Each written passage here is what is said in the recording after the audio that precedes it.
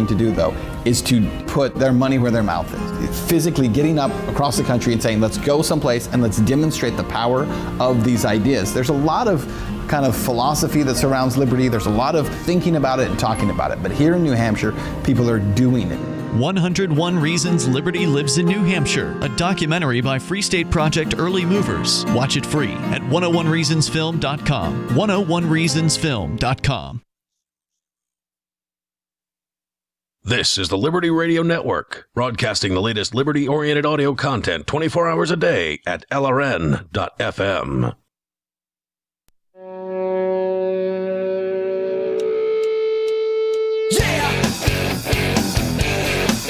This is Free Talk Live, and we're here on this Christmas Eve episode of the show. Phones are open as always at 603-283-6160. That's 603-283-6160. And in the studio tonight with you, it's Ian and Aria.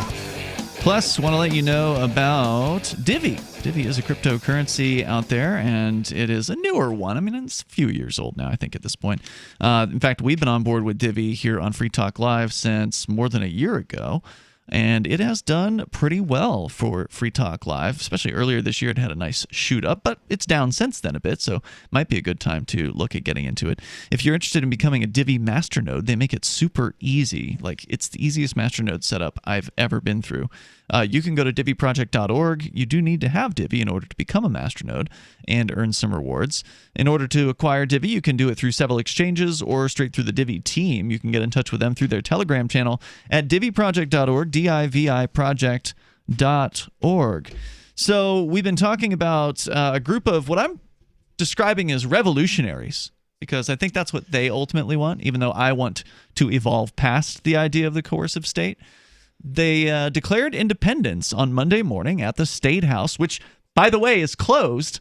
I mean, a dissolution of the current government would still, even if we don't replace it with anything, it would still be a revolution in the sense that it's a drastic upheaval of the current system. I mean, even if we were just like, no, you're fired, and they actually did peacefully go home, that would still be a revolution. Well, I don't know. Revolution suggests that something has gone round. Right, a revolution on a tire, right, is where the entire tire has gone around one time. Well, right? that's based on the root word revolves, though. Indeed, and that's revolution is based on this context of revolution is based on revolt. But usually there's also a revolving that goes on, is there not? Oh, right? yeah. Like one. It's just a giant circle of tearing down one state and replacing it with another. Indeed.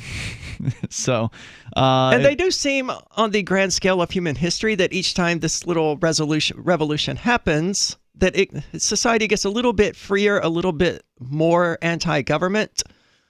It is based on the old French from late Latin revolutio, which, of course, means from the Latin revolvere, to revolve. So, I mean, it literally does mean. It's not based on the word revolt?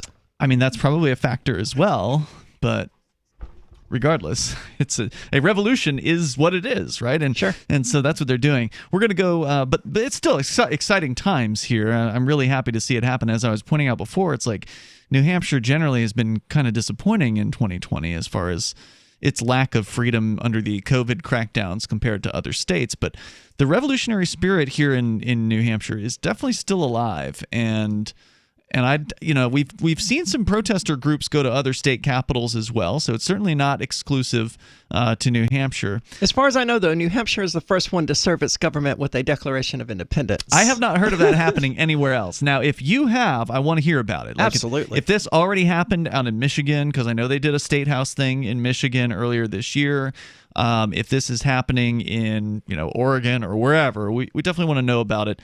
But as far as I know, this may be breaking news. This may be the first time something like this has occurred. We're going to go to your phone calls and thoughts, though. First up, it's Mike. He's in Gold Bar, Washington. Mike, you're on Free Talk Live. Hey, you guys. And I only interrupted Christmas Eve at two people's homes before I got the number correct, so that wasn't so bad. That's okay, though. Good for them. Hey, I watched something. I heard early this morning that Donald Trump had pardoned the parents of the balloon boy. Are you familiar with the balloon boy? No. Is that different from Bubble Boy? It's a 10-year-old story, and this he did hand out like 26 pardons today. None of them the were the balloon- person this, we were But this hoping for. one is definitely worth looking into because it's so fascinating, the story. So what it was a guy built this helium balloon in his backyard and pretended that his 6-year-old son got in it, and it captured, matter of fact, they interrupted a speech from Barack Obama to follow this balloon for hours that actually was empty because the kid was in the attic of the garage.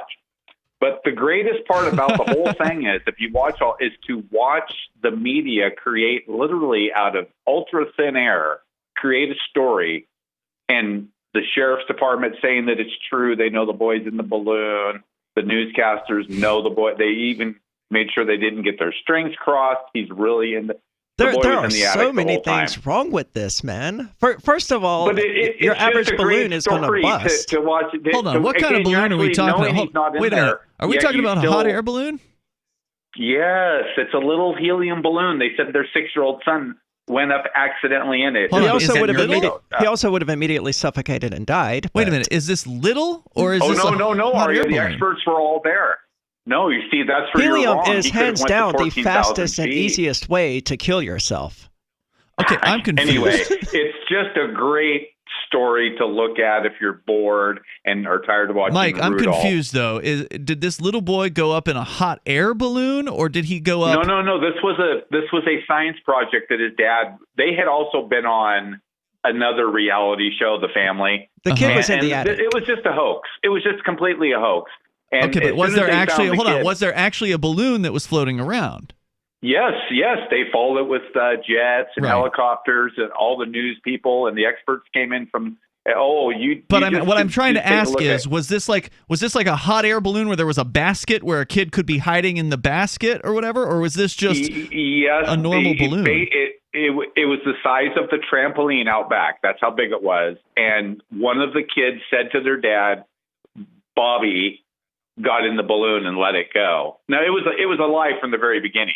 Well, obviously, I mean, the but Mythbusters even did this. The amount of helium and the number of balloons it would take to make a person float, it would fill an Right. aircraft hangar. Well, this like was a 10 very feet large across. It was like a balloon, 10-foot though, right? diameter. No, we're talking Anyway, thousands I just of recommend square it feet for of viewing. balloonage required. Yeah, It's I very don't have bizarre any that LSD, anyone but I believed do this. have marijuana, and that seems to make it all a better All right, day. Mike. So, Thanks for all the right, you guys. recommendation. I appreciate it. I can't believe anyone ever believed that. Well, it's what he said, so people Sure. believed it. I mean, it appears to be a fairly large balloon based on the photo that I'm seeing. It looks like it was resembled a flying saucer. So, I mean, it was, I guess, believable because it wasn't just, a couple little balloons or whatever. It wasn't like the kid got purportedly lifted up by a batch of birthday balloons or something. It was a fairly large device, as I understand it. Anyway, apparently the parents have been pardoned by the Colorado governor in that particular case. Well, that's good. Yeah. So there you go. If you All wanna, they did was show how stupid people are or how gullible they are. If you want to join the show here, you can. The number is 603-283-6160, 603-283-6160. So we were just talking about the Revolutionaries here in New Hampshire. They gathered at the State House on Monday morning at 10 a.m., and there were approximately 100 people there. I counted at least 80 at one point. Somebody else said they counted more than 100 at a different point. And they gathered on the State House steps, sort of all lined up after, kind of hanging out for a little while and talking. And a guy named Dan Richard from the Committee of, what he calls the Committee of Safety here in New Hampshire, he wrote this. Concerning name, considering all of this COVID crackdown tyranny is being done in the name of safety. Yeah, I wouldn't have chosen it for my group, but I suspect he's got a reason that he chose that particular name, and he's not on the air with us right now to answer that particular question. But I am curious to know, what is because he's one of these guys that is really educated to the history of the state, so there's probably some sort of historical significance to the name, would be my guess. He really knows his stuff. Longtime listeners of this show will recognize the name Dick Marple as a state representative who was one of these really legal eagle types that knows the court system kind of inside and out and isn't afraid to take on a judge, in the courtroom. There's actually some pretty epic video on YouTube of Dick Marple, if you search for his name in court, of him just yelling at a judge, which is amazing. He did not care at all. You've seen that video? Yes, yeah. absolutely. So this guy, Dan Richard, is basically a student of Dick Marple. Dick Marple passed away a couple of years ago. He was very old. He made it into his mid-80s. And Dan, I'm guessing, is probably in his mid to late 50s.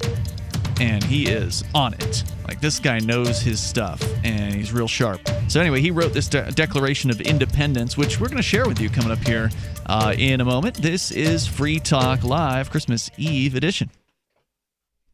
When commercials come on, don't push the button. Instead, listen. Even if you don't sell things for a living, you're still selling in the various conversations and transactions that make up your busy day.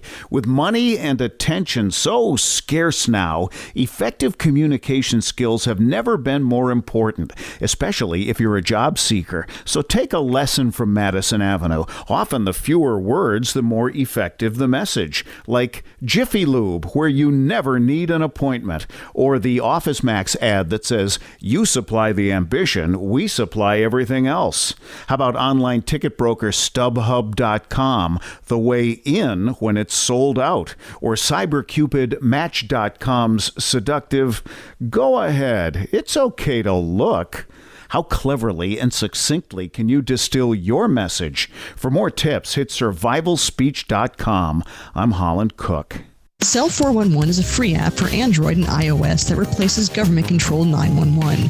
Cell 411 allows you to preset a group of friends or private organizations to show up at any emergency. Cell 411 is a nightmare for the state because it proves their so-called services aren't needed. Cell 411 has had thousands of installs, and of course it's covered by the BIPCOT no government license. Cell 411 because your friends won't shoot you when you're in trouble. Without the government, who would build the emergency services? You and Cell 411. Get it today at getcell411.com. Tired of cancel culture? Sick of mega tech corporations holding an axe over your head? Join the LRN.FM Matrix chat server. It's self-hosted, so no one else can tell us what to do or say. Don't like the existing channels? You can make your own. You can even connect into some of our channels from other Matrix servers. It's federated. For the full LRN.FM Matrix experience, though, you should join our server via the step-by-step instructions at chat.lrn.fm.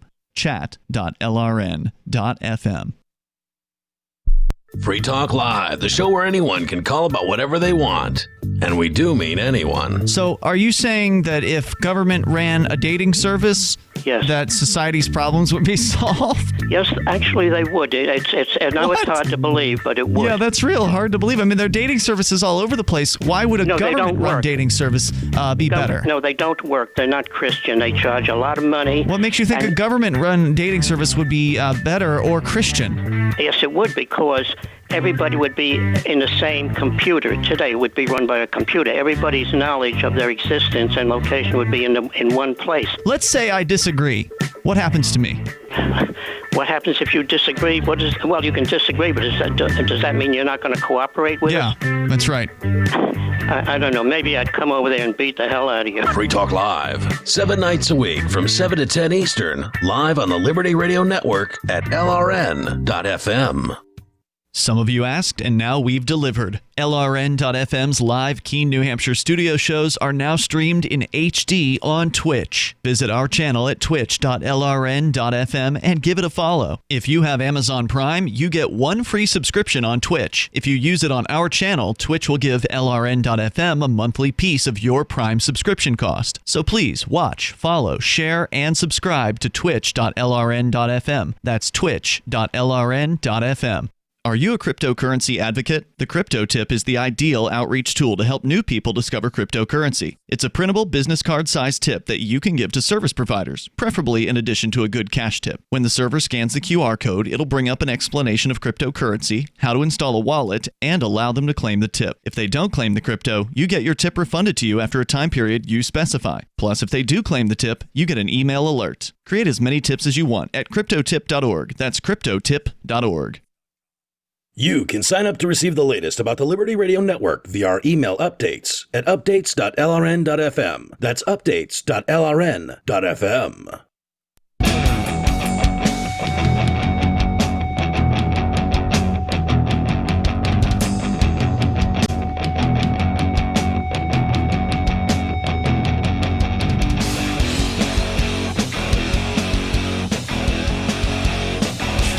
Yep, It's Free Talk Live, the Christmas Eve episode here. 603-283-6160 is our number if you want to dial in and join us here. That's 603-283-6160. Also in the studio with you tonight, you've got Ian. And Arya. Want you to know about our AMP program. I want to say thanks to Shooty HG, who is a Free Talk Live Silver amplifier. That means that Shooty is contributing $5 a month to the AMP program. AMP stands for Advertise, Market, and Promote. It is a way for you to help us get Free Talk Live onto more radio stations to bring new listeners to the ideas of freedom. If you think that's worth the price of a fancy cup of coffee or a cheeseburger every single month, we sure would appreciate your help over at amp.freetalklive.com. That's what Shooty HG did. You get access to some cool perks and some benefits over at amp.freetalklive.com.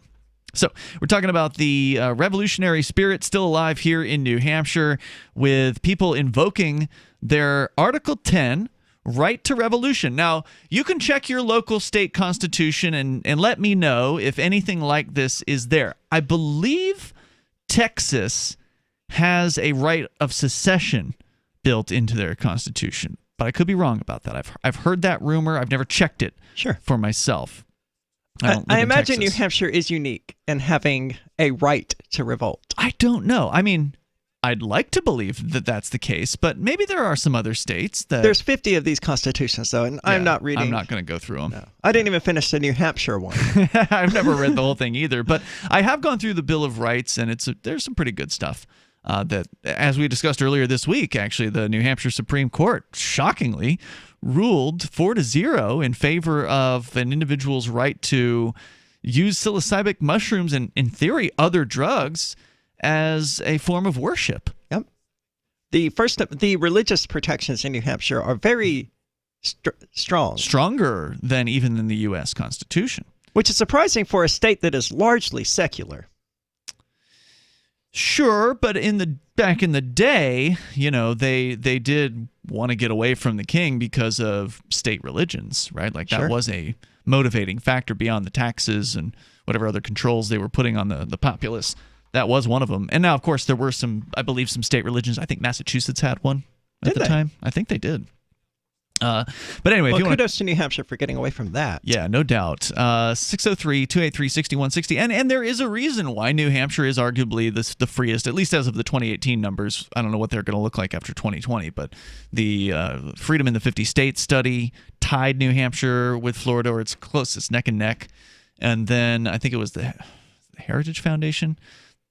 I think maybe it's Fraser Institute. Anyway, there's another one that does North America freedom, and New Hampshire is the freest of all the North American states, including Mexico, including Canada, and the United States. Wow. New Hampshire is the top. And Florida was number 2, but New Hampshire was number 1 there. So, you know, we've got a good starting point, and that does suggest that the New Hampshire Constitution was a little bit better than some of the other states out there. But it wasn't good enough to stop tyranny, and of course not. And so these folks gathered on the State House steps at 10 a.m. in order to invoke their right of revolution as specified within the New Hampshire's Constitution, Article 10, which we read to you earlier. And then Dan Richard from the Committee of Safety, their website, cosnh.com, he read off this Declaration of Independence, which actually just got released today. So I just put the video of this up over at the Free Keen YouTube channel. It premiered just before Free Talk Live started tonight. And the looks like it made some people angry as well. Somebody from Massachusetts was very upset in the chat room. Well, they should stay in Massachusetts. That's what I told them. You've got the right place. And he was going off about America this. We got to keep America together. And like, you can have it.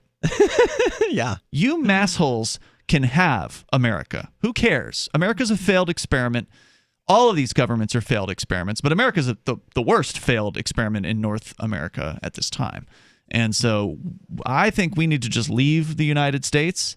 I agree. But as of right now, some of the people of New Hampshire have decided they're leaving New Hampshire, not the physical bounds of the place, but if they leave the state of New Hampshire, they de facto leave the United States as well, because whatever new state they form won't be part of the United States. This is a good point, and this is one of the reasons why I want like the New Hampshire secessionists to be close to these people, because, you know, we can have an influence on them about this. Because some of them, I'm sure, are going to be like, well, we need to rejoin the United States. Why? Well, I'm just guessing, right? I know, but my question to them would be, why? Why? Yeah, what's the benefit? Higher taxes, more tyranny? I don't know. The biggest thing they'll always come up with in my experience of talking with people is the military.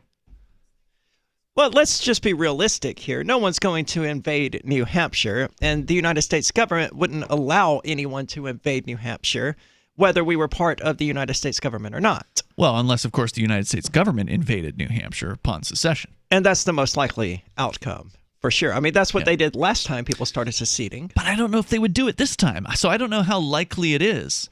Regardless, I think we should try it and find out. Absolutely. Yeah.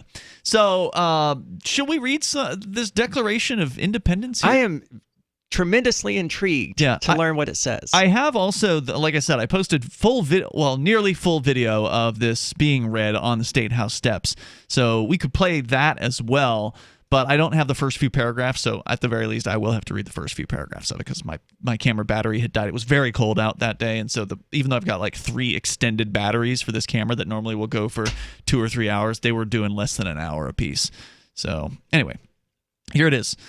We the people of the state of New Hampshire, public notice, termination of office and termination of the, quote, state, unquote. All right, we're already off to a good start. That's how I feel. When, in the course of human events, it becomes necessary for one people to dissolve the political bands which have connected them with another, and to assume among the powers of the earth the separate and equal station to which the laws of nature and of nature's God entitle them, a decent respect to the opinions of mankind requires that they should declare the causes which impel them to the separation. Okay, that's just verbatim the original Declaration of Independence. Yeah, I think he's copied a little bit of that over here.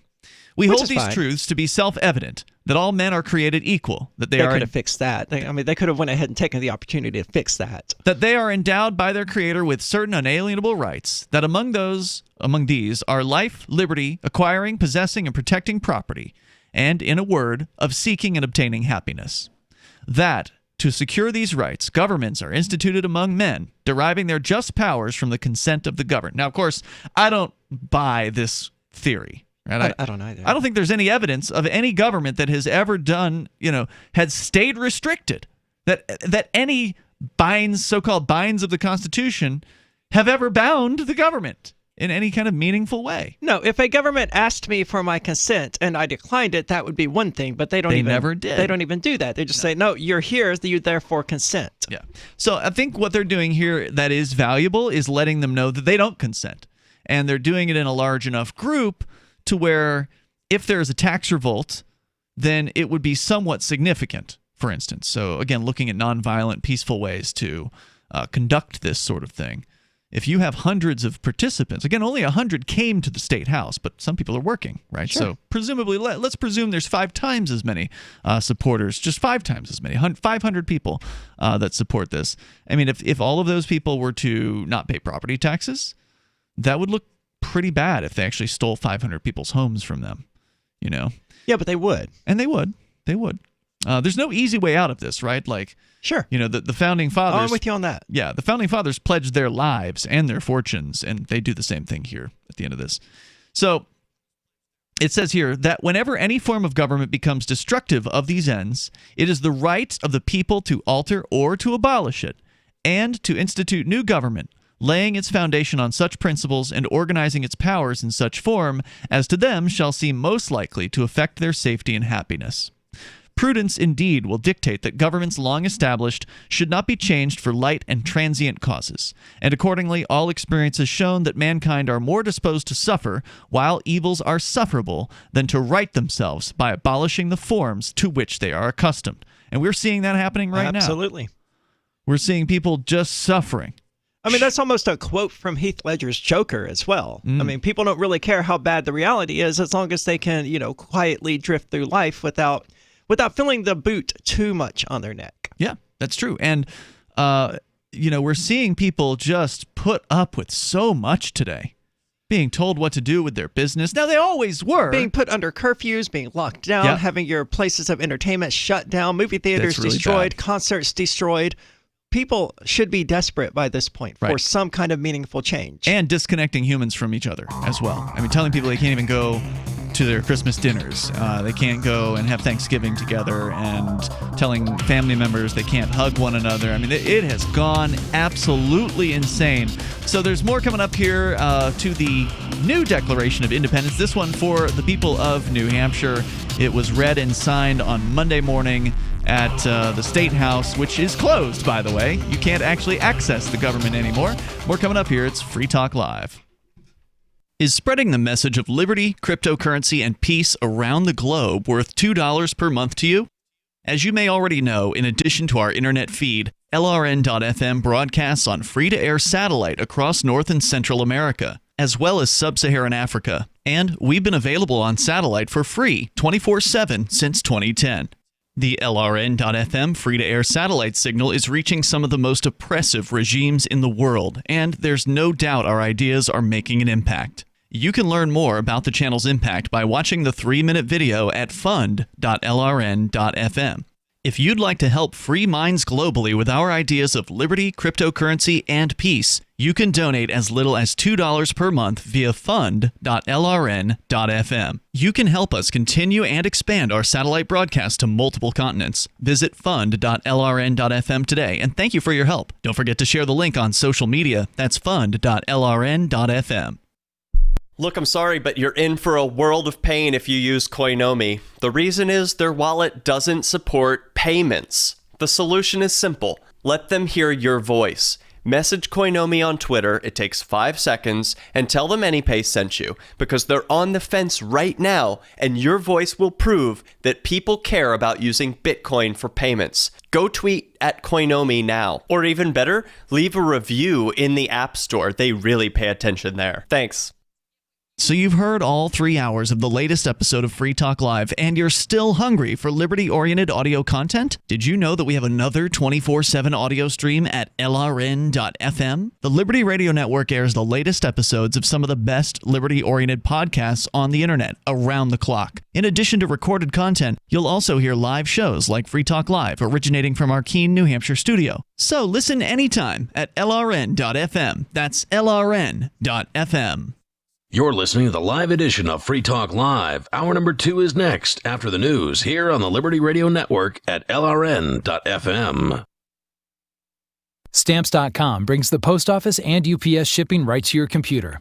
Go to Stamps.com to start a 4-week trial, plus free postage and a digital scale with promo code FOX. That's Stamps.com. Click on the microphone at the top of the page and type in FOX. On the eve of Christmas, I'm Mary Corsetti, Fox News. President Trump and First Lady Melania delivering their Christmas address today. On behalf of Melania and the entire Trump family, we wish you a very Merry Christmas and a Happy New Year. It comes as Congress is awaiting a signature from President Trump on their coronavirus relief bill. If the president refuses to sign, it could spark a federal shutdown at midnight Monday. Meanwhile, some Pennsylvania emergency medical service workers are concerned over a lack of access to the COVID vaccine. In Perry County, there is no hospital and there's no real movement to get the EMS providers who are serving that community vaccinated. Cumberland Goodwill EMS Assistant Chief Nathan Herrig on Your World with Neil Cavuto. The Trump administration has now struck a deal with the pharmaceutical company Pfizer to buy an additional 100 million doses of the vaccine. Also new tonight, New York City Mayor Bill de Blasio stepping up quarantine enforcement orders, and anyone traveling into New York State must fill out a contact tracing form. Travelers from the UK could also receive an unannounced visit from a sheriff's deputy to confirm they are quarantining in the U.S., and if they're not, they will face a massive fine of at least $1,000. And there are several flights from the UK entering the U.S. today. There are no confirmed cases of the UK strain here in the New York area. As far as we know right now, of course, they're just starting to test for it. What we do know is that the mayor and the governor are not taking any chances, and it has a large part to do with all the flights that are continuing to come into the New York area. About 8 flights from London are expected to land in the New York area, and they have the potential to carry thousands of travelers. 3 airlines are now requiring passengers from England to show a negative COVID test before departing. A 4th, United, is joining them next week for flights arriving to New Jersey's Newark Airport. Fox's Aisha Hasni. America is listening to Fox News. Life can be stressful, even under normal circumstances. 2020 has challenged even the most difficult times of life. These days, you need stress relief that goes beyond quick fixes. That's Headspace. Headspace is your daily dose of mindfulness in the form of guided meditations in an easy-to-use app. Headspace is one of the only meditation apps advancing the field of mindfulness and meditation through clinically validated research. So, however today's news hits you, Headspace really can help you feel better. Headspace's approach to mindfulness can reduce stress, improve sleep, boost focus, and increase your overall sense of well-being. Backed by 25 published studies on its benefits, Headspace has 600,000 five-star reviews and over 60 million downloads. You deserve to feel happier, and Headspace is meditation made simple. Go to headspace.com/Fox. That's headspace.com/Fox for a free 1-month trial with access to Headspace's full library of meditations for every situation. This is the best deal offered right now. Head to headspace.com/Fox today. President Trump threatening to attack Iran if Americans are harmed in Iraq. Fox's Lucas Tomlinson has more from the Pentagon on what some of those military options look like. The top American general in the Middle East says the rocket attack on the U.S. Embassy in Baghdad Sunday was the largest in a decade.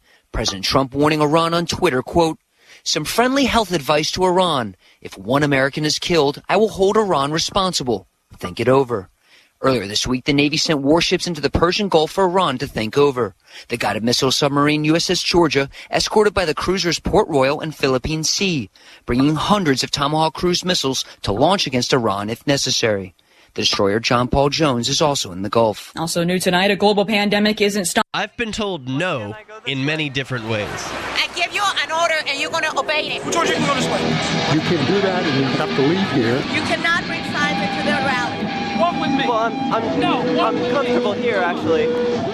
Whoa, hey, who do you think you are? Excuse me. There is no video and audio allowed in this office. No, I have work today. This is... You ain't gonna make it. Wait a minute. Hey!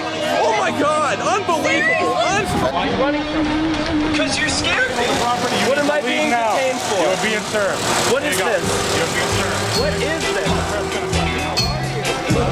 Bureaucrats have a funny way of telling people no. That's the sound of the men working on the chain. Derek J's Victimless Crime Spree. Watch it for free and order the Director's Cut DVD at victimlesscrimespree.com. Gourmet chef Ted Allen is here. He's the author of the new cookbook, Pretentious Foodie Bullshit, and he's going to show us how to cook some fussy little foodie dishes for you and all your friends. Welcome back to the show, Ted. What sort of stupid, over-elaborate, fancy-ass meal are you going to make for us today? We're going to cook one of the very most pretentious dishes in my cookbook. Oh. It's a stupid, trendy piece of fish coated in some kind of nut you've never heard of, served alongside a puree of baby something or other. Oh, great! Sounds annoying. Let's get started. Okay, have at it. First, it's very important to choose the most expensive type of fish you can find for some vague environmental reason that you can then pair it back to your faux intellectual gay wad dinner party guests. Okay. And now I assume all these other ingredients are organic and locally sourced and all that bullshit. Oh, yeah. Now, what about the pureed baby turnips, Ted? You must blanch them for 30 seconds, then you shock them in an ice bath. Peel them, then boil them again with a little sugar, thyme, and a pinch of salt. This is the Onion News Network.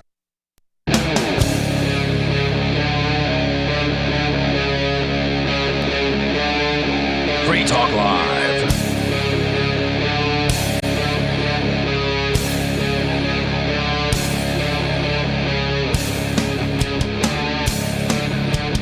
It's Free Talk Live, kicking off the second hour here of this December 24th. I almost call it New Year's. That's next week. It is. The Christmas Eve edition here of Free Talk Live. With you in the studio tonight, you've got Ian. And Aria. We're talking about a pretty big event. It wasn't big in that there were hundreds of people, but there were about 100 that showed up on a Monday morning in Concord. You know, some people are at work. And they made a pretty big statement, and that was that they are declaring independence from the New Hampshire so-called government. And as far as statements go, that's a pretty powerful statement. It is. Now, some are going to say, oh, this is just theatrics. If you don't back it up with force, then it doesn't matter. And I don't agree that violence is the solution, to the problem of the state. And I don't want to get too deep into that. We don't have an advocate of violence on the show tonight, so this discussion won't go too far. But ultimately, I think that if you embrace violence as your tool, if that becomes your means, then you will find violence doesn't end violence; it only extends it. I think that's true. That it begets more violence, and that it can exacerbate the violence and make matters worse. And so anything that is a peaceful solution, I support to the problem of the state. And so far, these people have been pretty peaceful in their efforts. What they've done so far is they've read an 8-page long declaration, so it's a little lengthy.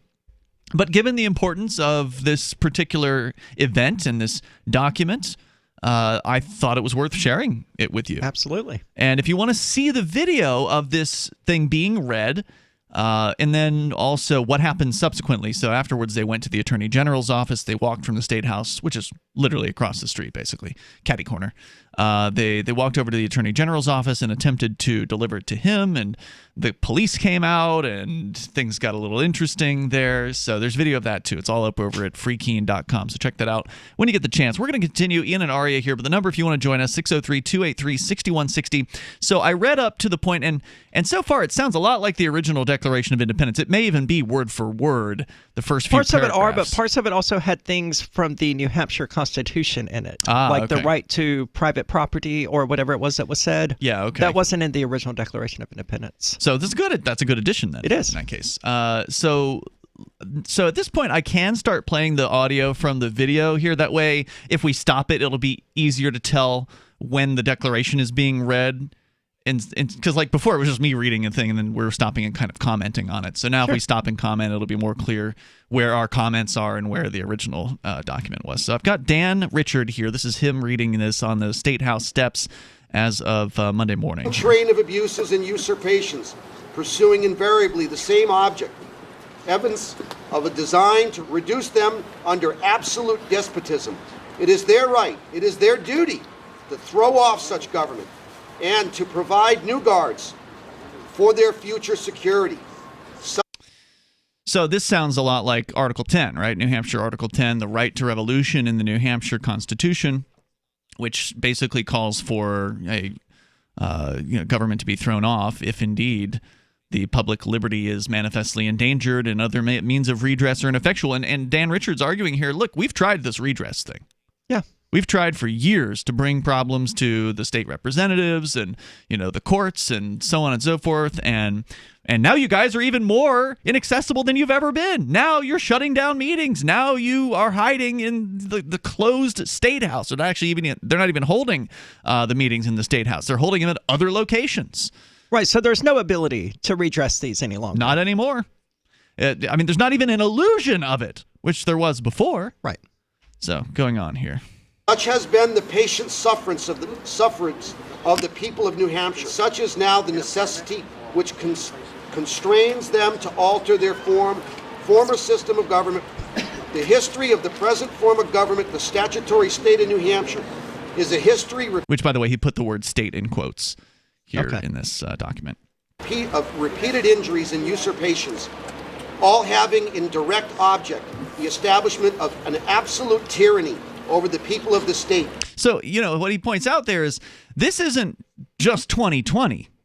This has been going on for a long time. Right. He says the history of the present form of government is a history of repeated injuries and usurpations. Which is true. Yeah. So it's not like they're just saying, oh, this just got really bad in the last 9 months, and so therefore it's only because of 2020. No, this 2020 was the icing on the cake. This has been building since like 1789. Yeah, 2020 was the final straw for these people. We continue. To prove this, let the facts be submitted to a candid world. The ends of government have become perverted. Public liberty is now manifestly endangered, and all other means of redress are ineffectual. That is the language from New Hampshire Article 10. Right. Pretty much verbatim. We have petitioned and remonstrated for redress of grievances in the most humble terms.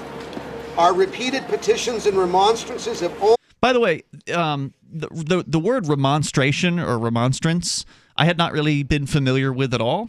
Have you? This is the first time I've ever heard it. Yeah, so the thing they did prior to the Committee of Safety, which is what Dan has put together here in New Hampshire, cosnh.com is his website.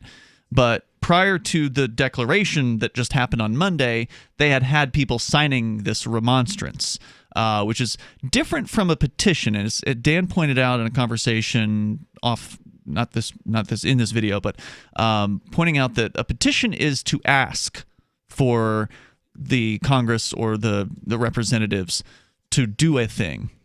A remonstrance is to demand that a thing be undone. Okay. So the idea being that, hey, this emergency statute or the emergency order statute that you guys passed, whatever it was, decades ago, this was unconstitutional. You need to do something about that, and you need to do it right now. Okay. So that's essentially what the remonstrance is, and it's the difference between that and a petition. Only been answered with repeated injury. A governor whose character is thus marked by every act which may define him a tyrant is unfit to be the executive of a free people of the state of New Hampshire. Bravo. 1, because we hold it a fundamental truth that the people of New Hampshire are sovereign. They are the creator and the author of the Constitution of New Hampshire, and that only they, the people, may alter, amend, or abolish said Constitution. A Declaration of Rights of the People of New Hampshire, March 4th, 1778. Quote, the whole... So what he's going to do now is he's going to quote some court cases, some excerpts from a few court cases to sort of back up the points that he's trying to make. So first up, he quotes from the Declaration from 1778. The entire power of government of this state is vested in and must be derived from the people thereof, and from no other source whatsoever. 2, because, quote, the future legislature of this state shall make no laws to infringe on the rights of conscience or any other of the natural, unalienable rights of men, or contrary to the laws of God. Now, there's actually a significant section of the New Hampshire Constitution about the right of conscience, which is another one that you don't see discussed in the United States Constitution. I'm not familiar with the concept. So your conscience, right? You have a right to make your own choices, essentially. And I'll see if I can pull up the New Hampshire Constitution's Bill of Rights to actually get you what the wording is here. But it's unalienable. It says about the rights of conscience that it is. This is Article 4 here. Rights of conscience unalienable. This is one sentence. Among the natural rights, some are, in their very nature, unalienable, because no equivalent can be given or received for them. Of this kind are the rights of conscience. And then it goes on, and then after that is the section about religious freedom, which we discussed earlier tonight. That's Article 5, which again uses the term conscience, talking about every individual has a natural and unalienable right to worship God according to the diktats of his own conscience and reason. And then it goes on to say that no subject shall be hurt, molested, or restrained in his person, liberty, or estate for worshiping God in the manner and season most agreeable to the diktats of his own conscience, or for his religious profession, sentiments, or persuasion, provided he doth not disturb the public peace or disturb others in their religious worship, which is why the Supreme Court of New Hampshire recently ruled that, yeah, you can use psilocybin mushrooms if it's part of your religion. Which is pretty awesome. Pretty awesome. It's been a good week. We're coming up. Freedom!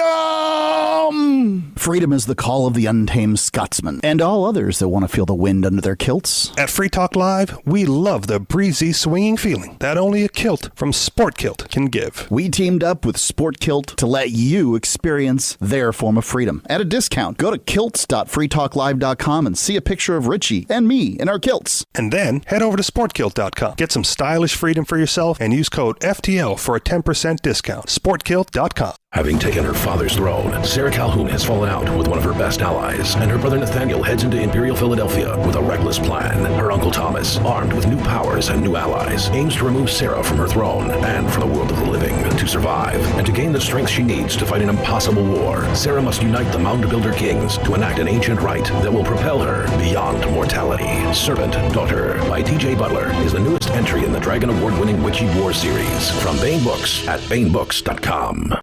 Are you tired of governments murdering people around the world? Stop using their money. There is an alternative. Bitcoin is a stateless, free market, non-political currency. Bitcoin cannot be inflated or controlled by any government. By using their money, you are helping the state. Stop doing it. You have an incredible alternative available now. Learn it, use it, spread it. Get started with Bitcoin at bitcoin.com. That's bitcoin.com. Divvy's been a pretty good investment for Free Talk Live. Their ad campaign started in September 2019, and from mid-March to mid-July, the values soared by 10 times. It's not too late. Divvy's new wallet hasn't even released yet, and other things are happening that I can't even say on the radio. If you want to invest and potentially do well, go to divvyproject.org. I can tell you that FTL is deepening its partnership with the guys from divvyproject.org. Past performance is not an indication of future profit. divvyproject.org. D-I-V-I project.org. On Free Talk Live, we're bringing people to the ideas of liberty every day. From wrestling superstars like Glenn Jacobs. You guys really are having an impact, I believe. Like I said, a lot of where I am now is due to listening to Free Talk Live. You changed my mind on some very important issues years ago. To random people tuning in on the radio. I was kind of stuck in the left-right paradigm. I heard your show by chance on a Saturday night. From there, I went on, joined the Free State Project, and become an amplifier. So, I mean, that's really the reason why I amp is because I know that if it wasn't for you guys being on as many stations as you are, I never would have found the ideas of liberty. Your amp will directly change more lives by getting Free Talk Live in front of people looking for talk radio online and on the air. When you amp Free Talk Live, you get perks like access to the AMP-only Facebook group and AMP podcast. Visit amp.freetalklive.com. If you want to know the latest about Free Talk Live before we go on the air, all you need to decide is how you want it delivered. It's your choice. Visit news.freetalklive.com to receive our usually weekly news updates by email. Plus, we have a Twitter account at twitter.freetalklive.com, and you can follow us on the decentralized Mastodon platform at toot.freetalklive.com. So please follow us at toot.freetalklive.com and sign up for our emails at news.freetalklive.com. Are you tired of your taxes funding endless occupations around the world? Antiwar.com is run by people who understand that wars abroad become wars at home, wars on our freedoms. Antiwar.com is dedicated to bringing you the latest in news, views, interviews, and reviews from the top movers and shakers in the anti-occupation movement. Antiwar.com has it all, from thorough foreign policy analysis to interviews with whistleblowers who used to run the military-industrial complex. Anti-war, pro-free market. That's antiwar.com. What's up next? Visit the Liberty Radio Network program guide to find out at shows.lrn.fm. That's shows.lrn.fm.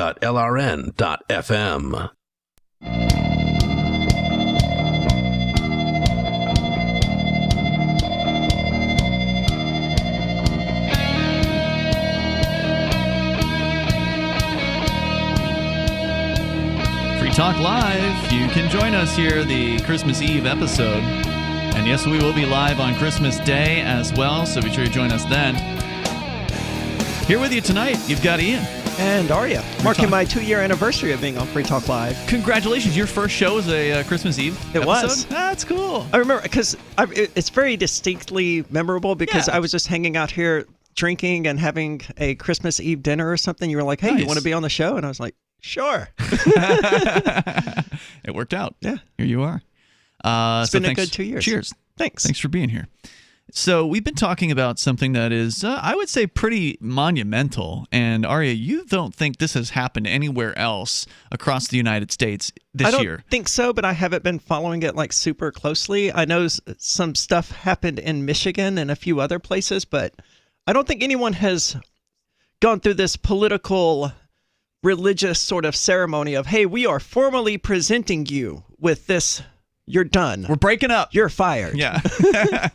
That happened on Monday here in New Hampshire, and we're sharing with you the Declaration of Independence, the new one that Dan Richard from the Committee of Safety put together. He read in front of a group of about approximately 100 people, most of whom I suspect signed the thing. I certainly saw plenty of them do it. I signed it as well. Carla Garrick was there from the Free State Project. She signed it. There were plenty of libertarian people that were mixed into this crowd. So it was a good group of people. We can tell you more about what happened, but I want to get through more of this document as we and we've been stopping down and discussing it as it goes on as well. So we're on the second page of it right now, and if you want to see it for yourself, just go to freekeen.com, the latest article there. It's got the PDF link, and you can easily download this. And there's video there of it being read. So just kind of the basis, the historical basis for this document includes, of course, New Hampshire Article 10, which is the right to revolution, which is protected in the New Hampshire Constitution's Bill of Rights. Article 10, check it out for yourself. It's quoted there in the article at freekeen.com. But going back to the second page here, so they talk about the right of conscience. The future legislature of the state shall make no laws to infringe the rights of conscience or any other of the natural unalienable rights of men or contrary to the laws of God. And now they share some opinions of the Supreme Court. So that was a quote from the original Declaration of the Rights of the People of the State of New Hampshire from 1778. Now some opinions from the Supreme Court of the state of New Hampshire and the Supreme Court of the United States. So in the case of Burt versus Speaker of the New Hampshire House of Representatives from 2020, the Supreme Court of New Hampshire said, quote, "The legislature may not, even in the exercise of its, quote, absolute, unquote, internal rulemaking authority, violate constitutional limitations." In the same case, the same Supreme Court said, quote, "Indeed, no branch of state government can lawfully perform any act which violates the state constitution." What was this in regard to? The case is Burt versus Speaker of the New Hampshire House of Representatives. John Burt is one of the most liberty-oriented state house members, but I don't know exactly what the case is. Okay. So you'd have to look that one up separately. Also, they quote the same case, third quote from the same case, quote, "Therefore, any legislative act violating the Constitution or infringing on its provisions must be void, because the legislature, when it steps beyond its bounds, acts without authority," unquote. Then they check with a much older case from 1803, Marbury versus Madison. Some of you probably heard of that one from history class. Quote, "Certainly all those who have framed written constitutions contemplate them as forming the fundamental and paramount law of the nation, and consequently the theory of every such government must be that an act of the legislature repugnant to the Constitution is void." So you're getting the theme here of these quotes. Another quote from Marbury versus Madison. Quote, "This theory is essentially attached to a written constitution and is consequently to be considered by this court as one of the fundamental principles of our society. It is not, therefore, to be lost sight of in the further consideration of the subject," unquote. A third quote from Marbury versus Madison. Quote, "If, then, the courts are to regard the Constitution, and the Constitution is superior to any ordinary act of the legislature, the Constitution and not such ordinary act must govern the case to which they both apply," unquote. And then another one from Marbury versus Madison. Quote, "Thus, the particular phraseology of the Constitution of the United States confirms and strengthens the principle, supposed to be essential to all written constitutions, that a law repugnant to the Constitution is void, and that courts, as well as other departments, are bound by that instrument." And the final quote from Marbury versus Madison case in 1803 of the U.S. Supreme Court.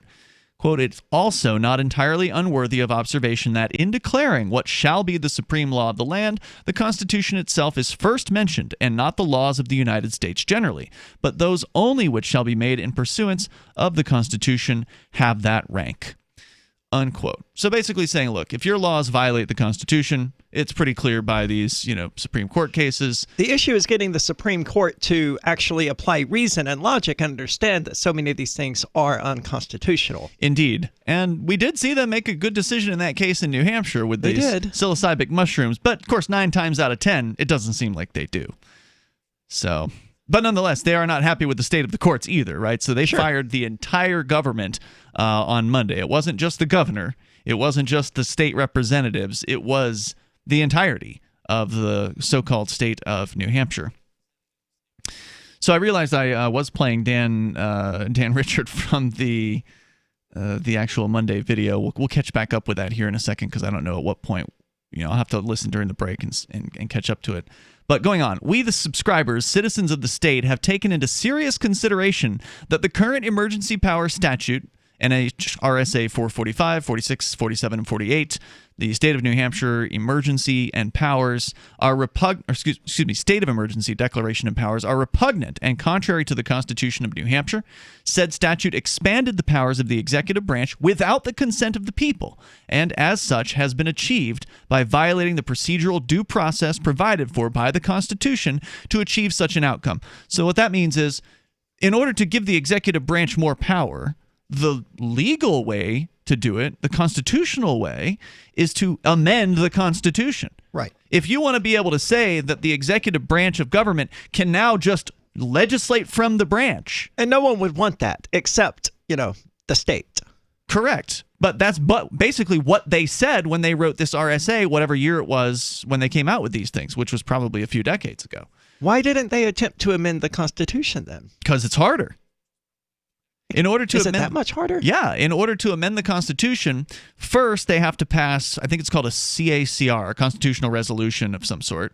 And I don't know by which majority they have to pass that. It may be larger than a simple majority. I'll have to check on that. But anyway, the state representatives have to debate and discuss this proposal. And then the proposal is then put on the ballot for the people to vote on. Oh, so the people have to approve constitutional changes. Yes, and I believe it has to be supermajority. I believe it's not just a simple, but I believe it's over 60 or 66%, one or the other. So it does sound exceedingly difficult. It would be a lot harder to do that. But they actually did do it recently. There was an amendment that happened, I think it was 2018. There was something on the ballot to supposedly strengthen privacy protections in New Hampshire, and the people voted that in.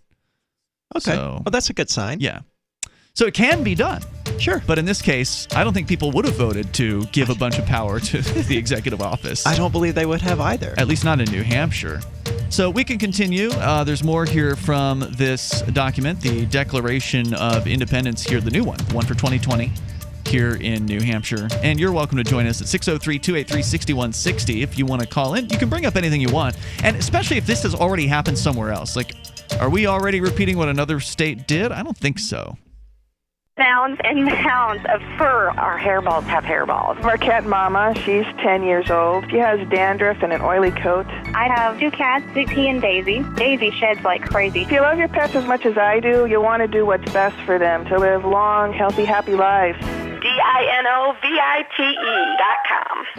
I just tried this wonderful Catalicious Dynavite for cats, and my cat has been on it for 2 weeks. She is not scratching anymore. She's not chewing anymore. It is just the best. I was thrilled when I heard Dynavite for cats was coming out because I'd seen the changes in my dog. To introduce my cat to Dynavite, I took the advice from Dynavite and put their food on top of just a scoop in the bowl, just to get them used to it, because I know if I even switch one little thing, they put their nose up to it. There was not one problem. Dynavite for life. You won't believe how happy your cat will be. DINOVITE.com. I'm grateful to have heard from some of our satellite listeners recently. I appreciate knowing that people are out there who like what we do and are willing to support it financially. LRN.FM's free-to-air satellite feeds blanket most of 2 continents. It was my goal to put our channel there so people without internet could receive our programs and feed pirate radio stations. We started a fundraiser on Patreon a few years ago to back the satellite channels. I recently announced that I was considering canceling the feeds, and donations increased from 15 to 20% of our costs, which are around $1,000 per month. That's a good start, and to incentivize more contributions, the Shire Free Church will be matching every dollar. Can we reach $500 per month? With your help, we can. You can join our satellite fundraiser for just $2 a month at fund.lrn.fm. If we raise enough to keep both of the channels on the air, awesome. If we raise more, I'll add more channels. If not, we can shut them down and go internet only. It's up to you. Thank you for your support. fund.lrn.fm. Bitcoin.com has launched a trading platform at local.bitcoin.com, allowing you to buy or sell Bitcoin Cash via dozens of payment methods like PayPal, Venmo, bank deposit, remittances, or meeting in person with cash. There are no ID requirements to sign up for and use the site, and all communications between buyers and sellers are encrypted. Finally, a global trading platform that respects your privacy. Visit local.bitcoin.com to get started trading Bitcoin Cash. local.bitcoin.com. The LRN.FM social media channels have been revamped. We've eliminated Facebook and focused on other platforms like Twitter and Mastodon, the decentralized alternative to Twitter. On our accounts, you'll find posts from multiple LRN.FM show hosts together in one place. Follow us on Twitter at twitter.lrn.fm, or better yet, move to the decentralized Mastodon social media platform at toot.lrn.fm, toot.lrn.fm. I think you'll like it. The Free State Project has reached its goal of 20,000 liberty lovers who've pledged to move to New Hampshire and get active to achieve liberty in our lifetime. Perhaps you're trying to figure out what part of New Hampshire should be your destination. If so, consider Keene. You'll find more than 150 reasons to move to Keene at move.freekeene.com. Keene is famous for its historic, publicity-generating activism, as well as being the liberty media capital of the world. It's home to freekeene.com, New Hampshire's destination for liberty activism, news, and opinion. For years, we've been compiling over 150 reasons to move to Keene at move.freekeene.com, where you'll learn about some of what's happening here and what makes Keene a great place to live. If you love liberty, you'll probably enjoy anywhere you end up in the Shire. But do your due diligence first. Please visit move.freekeene.com for the full list of over 150 reasons to move to Keene. That's move.freekeene.com. Live video of our Keene, New Hampshire-based shows is streamed on DLive. Please follow and share at dlive.lrn.fm. That's dlive.lrn.fm. Free Talk Live, Christmas Eve episode. Open phones, as always, 603-283-6160. We're talking about the evolution, or in this case, a revolution. We're not quite to the point of evolution yet. But, one day. But this is a good start. Seceding from the United States and from the current state of New Hampshire, definitely a good way to go. Absolutely. And the folks who here have signed this new Declaration of Independence here in New Hampshire as of Monday, which has subsequently been delivered to the Attorney General here in the state, to the Secretary of State to be recorded, because they record all documents that you give to them. And then the governor's house, apparently they went there today and served it on, well, of course, he's hiding in his home, but sure. I guess they have agents around the clock now at the governor's house. What a coward. Yeah, because no one has ever threatened this guy. Yeah, because there was, well, maybe they have, I don't know. But apparently it's not just during the scheduled protests that they've got cops at his house, because they went there today. There wasn't a scheduled protest there today. They just showed up with this declaration to deliver, and they gave it to one of the agents who was in the driveway, apparently. And there's video of that. I just haven't seen it yet. Very cool. So going on here, they're backing up, the claims. They got a bunch of quotes from some court cases that point out, hey, look, if your law is violating the Constitution, that law is void. And then they point out the emergency orders statutes. They cite them, the NHRSAs that were passed. They say those are repugnant and contrary to the Constitution. Then we continue here with Dan Richard from the Committee of Safety. But I do want to say thanks to Bitcoin.com. It is a great site where you can go and learn about cryptocurrency. You want to get yourself freed from the government? Start looking into cryptocurrency and learn about how you should get your money out of the dollar and into alternatives like Bitcoin or Bitcoin Cash. You may want to go and do some research on that over at Bitcoin.com. There's a Get Started section there that'll give you the basics. And there is a bit of a learning curve. There's some new concepts that you'll need to absorb. So head on over there to Bitcoin.com as we continue. Back with Dan Richard from the New Hampshire Committee of Safety here, again reading from his 8-page Declaration of Independence. The Constitution of New Hampshire, quote, the law of the land may not be amended by the legislative body, the General Court. That power is retained too and may only be exercised by the people, the sovereign, the creator of the laws of the land. So under the authority of the Constitution of New Hampshire, Bill of Rights, Part 1, Article 1, quote, all men are born equally free and independent. Therefore, all government of right originates from the people, is founded in consent, and is instituted for the general good. Now, this is in a lot of constitutions from what I've seen. The general consent clause, essentially, where many... So generally, if enough people consent, then I have to consent as well? No. I mean, they just say that it's just a general statement that government is founded in consent. And it's supposedly instituted for the so-called general good. So if you don't consent, supposedly you shouldn't be governed. But of course, we all know I that. agree. We all know that that's not the reality of it. But of course, if enough people don't consent, then you start to have a movement. Then you start to have a chance at actually being taken seriously. And now we're starting to see some people withdrawing their consent. So what you're actually hearing are now, excerpts. this guy, I forget his name already. Dan. He's Dan not even a Richard. free stater, is he? No, I believe he's a native. I could be wrong about that, but I believe he's a native. Awesome. So you're actually going to get a few of the excerpts here from the New Hampshire Constitution, just give you a taste of how good of a document it was. He's, again, leaning on some of the original wording here. So that was Part 1, Article 1, and then he continues. Article 2. All men have certain natural, essential, and inherent rights, among which are the enjoying and defending life and liberty, acquiring, possessing, and protecting property. In a word, seeking and obtaining happiness. Who could disagree? Yep. Unless you're a tyrant. Excellent point. Yeah. And again, protecting property, protecting the right to acquire and possess property. Shouldn't you be able to argue the right to have drugs just under that particular statement?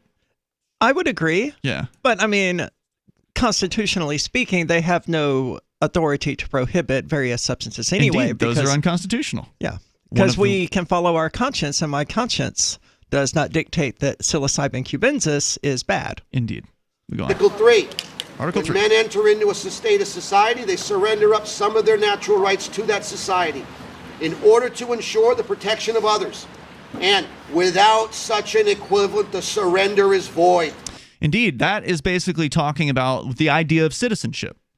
Yeah, I don't necessarily agree with that statement. It's not the worst statement I've ever heard, but the idea that, just by being a part of society, I've agreed to give up certain rights. Well, that's the thing. A society is a voluntary association of people who've come together for a common purpose. They cannot say that you are in their society unless you've chosen to be in their society. That was the whole reason why we came up with the Shire Society a decade ago, was because these government bureaucrats kept saying, when I would tell these people, hey, I don't consent or whatever, they kept saying things like, well, you're part of our society. And so, I am part of the Shire Society. But that was the point, was to say, no, I'm not part of your society. I don't consent to being part of your state society. If you're forcing me into your society, it's not a society. It's a prison. Correct. It is a slave-master relationship. That's what that is. So true, if you look up the definition of a society, it's a voluntary order. It's a voluntary association. Okay. So by there's that nothing definition, voluntary about our relationship with the state. I agree. And by that definition, it's a true statement. If you enter into a state of society, which means you've chosen, then you're surrendering some of your rights to the society. You're saying, okay, society, well, I'm giving you up these rights in return for your obligation of protection. Well, now we've seen in multiple U.S. Supreme Court cases which have said, no, there is no right of protection or no obligation of protection from any government in the so-called United States. So therefore, as the Article 3 points out, without such an equivalent, meaning without the trade, they're not going to provide you with the protection. Well, the surrender is void. You don't give up any of your rights anymore. They gave up their end of the bargain, which of course we had never agreed to in the first place. But even if there was an agreement in the first place, they've broken the agreement. A solid point. So then he goes on to so he skips from Article 3 to Article 7 next. Article 7. The people of the state have the sole and exclusive right of governing themselves as a free, sovereign, and independent state, and they do, and forever hereafter shall exercise and enjoy every power, jurisdiction, and right pertaining thereto, which is not or may not hereafter be by them expressly delegated to the United States of America and Congress assembled. Article 8. All power So that was basically that we can't surrender our autonomy and independence to the United States government? Is that what that said? So, forever hereafter shall exercise and enjoy every power, jurisdiction, and right pertaining thereto, which is not or may not hereafter be by them expressly delegated to the United States of America. So they say that would be every power that is not expressly delegated to the United States. So whatever powers had been delegated to the United States, they do not give up anything else besides that. I think that's my understanding of that one. So that one came after the United States obviously was put together. or the whole concept. But ultimately, the United States has reneged on whatever part of an agreement that it had. Oh, without a doubt. So, I mean, it has no authority to regulate immigration. That's the number one sticking point, and yet it does. Indeed. No constitutional authority to do so. It was supposed to be, the states deciding their own immigration policies. And they just sort of took it over and violating the Constitution in the process. They sure did. And as we said, they don't have any obligation to protect you. So whatever rights might have been delegated to the United States, we should be pulling those back too. But next one is Part 1, Article 8. Originally in and being derived from the people. All the magistrates and officers of government are their substitutes and agents, and at all times are accountable to them.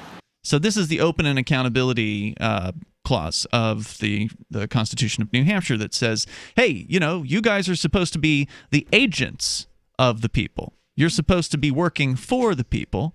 And to that end, in order to prove that you're actually working for the people, you've got to be open. You've got to be accountable. We got to be able to go in and watch you do your thing. We've got to go in and be able to speak to you. We've got to be able to record video of your hearings and your decision-making processes and the court cases and things like that. All that's gone. Yep. It's all gone in 2020. So, and New Hampshire was one of the more open of those states because you could go to every hearing for the State House. Now the State House is closed. All in the name of saving just one human life. Right. So more coming up here. This is Free Talk Live. This is Michael Dean from the Freedom Fiends. I've run websites since 1996 and have used over a dozen web hosts in that time. AgristHosting.com is the only one that hasn't broken my heart. Agrist Hosting's uptime and service is stellar, and their DDoS mitigation is the best I've seen. That's important because if you tell the truth in this world, you'll ruffle feathers. And some people will try dirty tricks to silence your voice. No matter what the haters hit us with, Agrist Hosting keeps our websites online. If you have a mission-critical commercial presence or a world-changing activism site, you cannot tolerate any skullduggery. So go with AgristHosting.com. Have a WordPress or blog site, but you're not satisfied with performance or uptime? Or just want raw hosting? Want to pay with Bitcoin?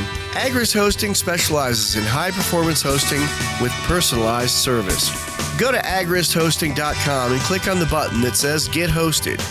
That's AgristHosting.com.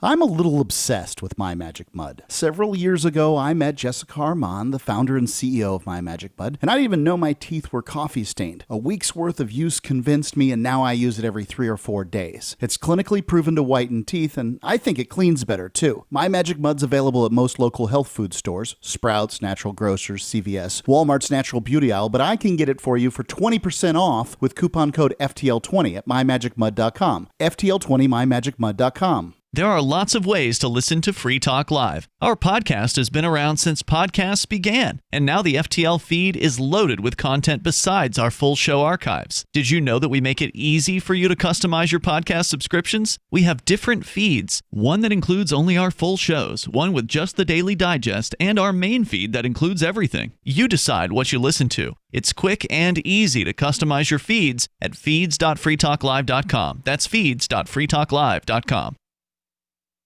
We have some good news. The indictments against Ross Ulbricht in the District of Maryland were dismissed with prejudice, meaning they can never be refiled. This is especially good because those indictments contain the only charge ever made that Ross engaged in murder for hire. This was a serious allegation that Ross Ulbricht denies. It was never prosecuted or ruled on by a jury, but was trumpeted by the federal government and the media as if it were proven fact. The Maryland court held these indictments for almost 5 years, poisoning Ross's case and leaving him under a cloud of unproven allegations. As explained in Ross's appeal to the Supreme Court, the fact that the judge used these allegations to give Ross a draconian sentence of double life without parole violated his Sixth Amendment right to a jury trial. Judges are required to issue sentences based on convictions decided by a jury, not unproven allegations never even charged at trial. Although this is a positive development, the dropped indictment will not set Ross free. Now, a presidential pardon is Ross's only hope of freedom. Sign the petition at freeross.org. freeross.org.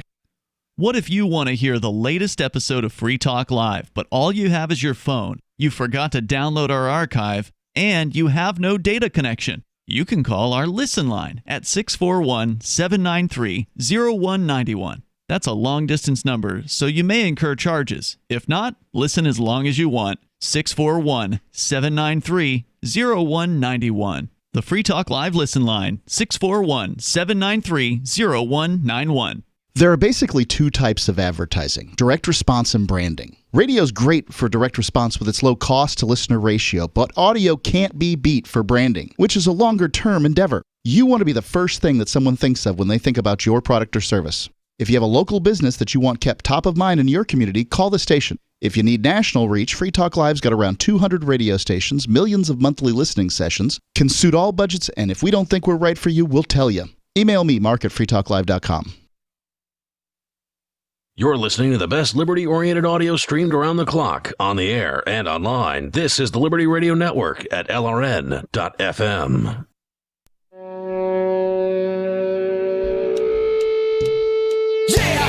Oh yeah, it's Free Talk Live. And you can dial in here on our phone lines.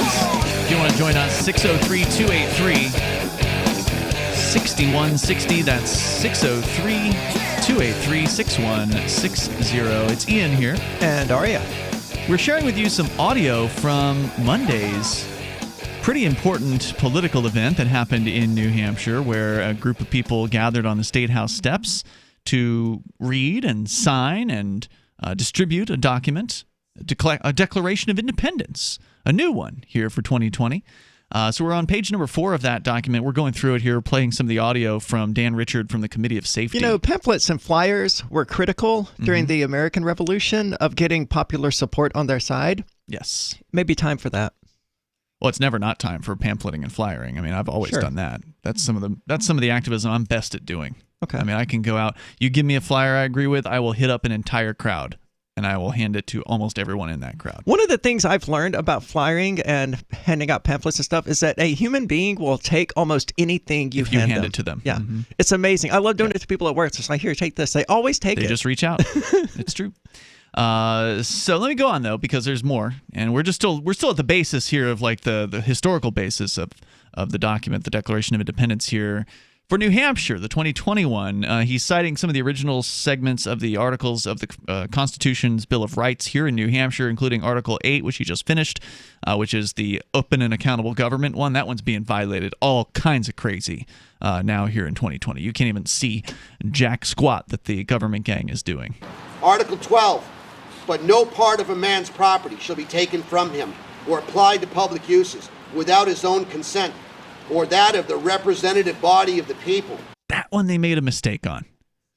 It said no article or no property should be taken from a man applied to public uses without his consent, or that of the representative body of the people. So that suggests that if the representatives vote for it, they can take your property. I like his better.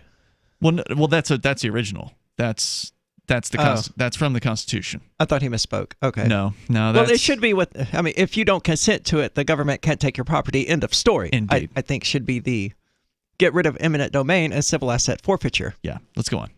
Nor the inhabitants of this state controllable by any other laws than those which they or their representative body have given their consent. Article 14, Bill of Rights. Every subject of this state is entitled to a certain remedy by having recourse to the laws for all injuries he may receive in his person, property, or character, to obtain right and justice freely, without being obliged to purchase it, completely and without any denial, promptly and without delay, conformably to the laws. We know that one's been violated in the court system here in New Hampshire. They won't give you a government attorney unless you provide them with like a statement that shows all your finances. Oh, really? And I think there's even some cases where you just can't even get that. So, and these are public defenders, but what? Yeah. They want you to pay. They want you to pay for the public defender. Right. I knew that part. Yeah. But what I didn't know was that they put all of these hoops you had to jump through in order to secure your right to an attorney. I think those. I've never actually done it myself, so I can't say 100% on that. But I think that's the case. But either way, there's obviously delays when it comes to so-called justice here. Unless you request a speedy trial. Even that means you won't get it within a certain amount of time. Like speedy for the government means a totally different thing. And now with COVID, all these timetables are completely out the window. Article 15. No subject shall be arrested, imprisoned, despoiled, or deprived of his property, immunities, or privileges, put out of the protection of the law, exiled or deprived of his life, liberty, or estate, but by the judgment of his peers or the law of the land.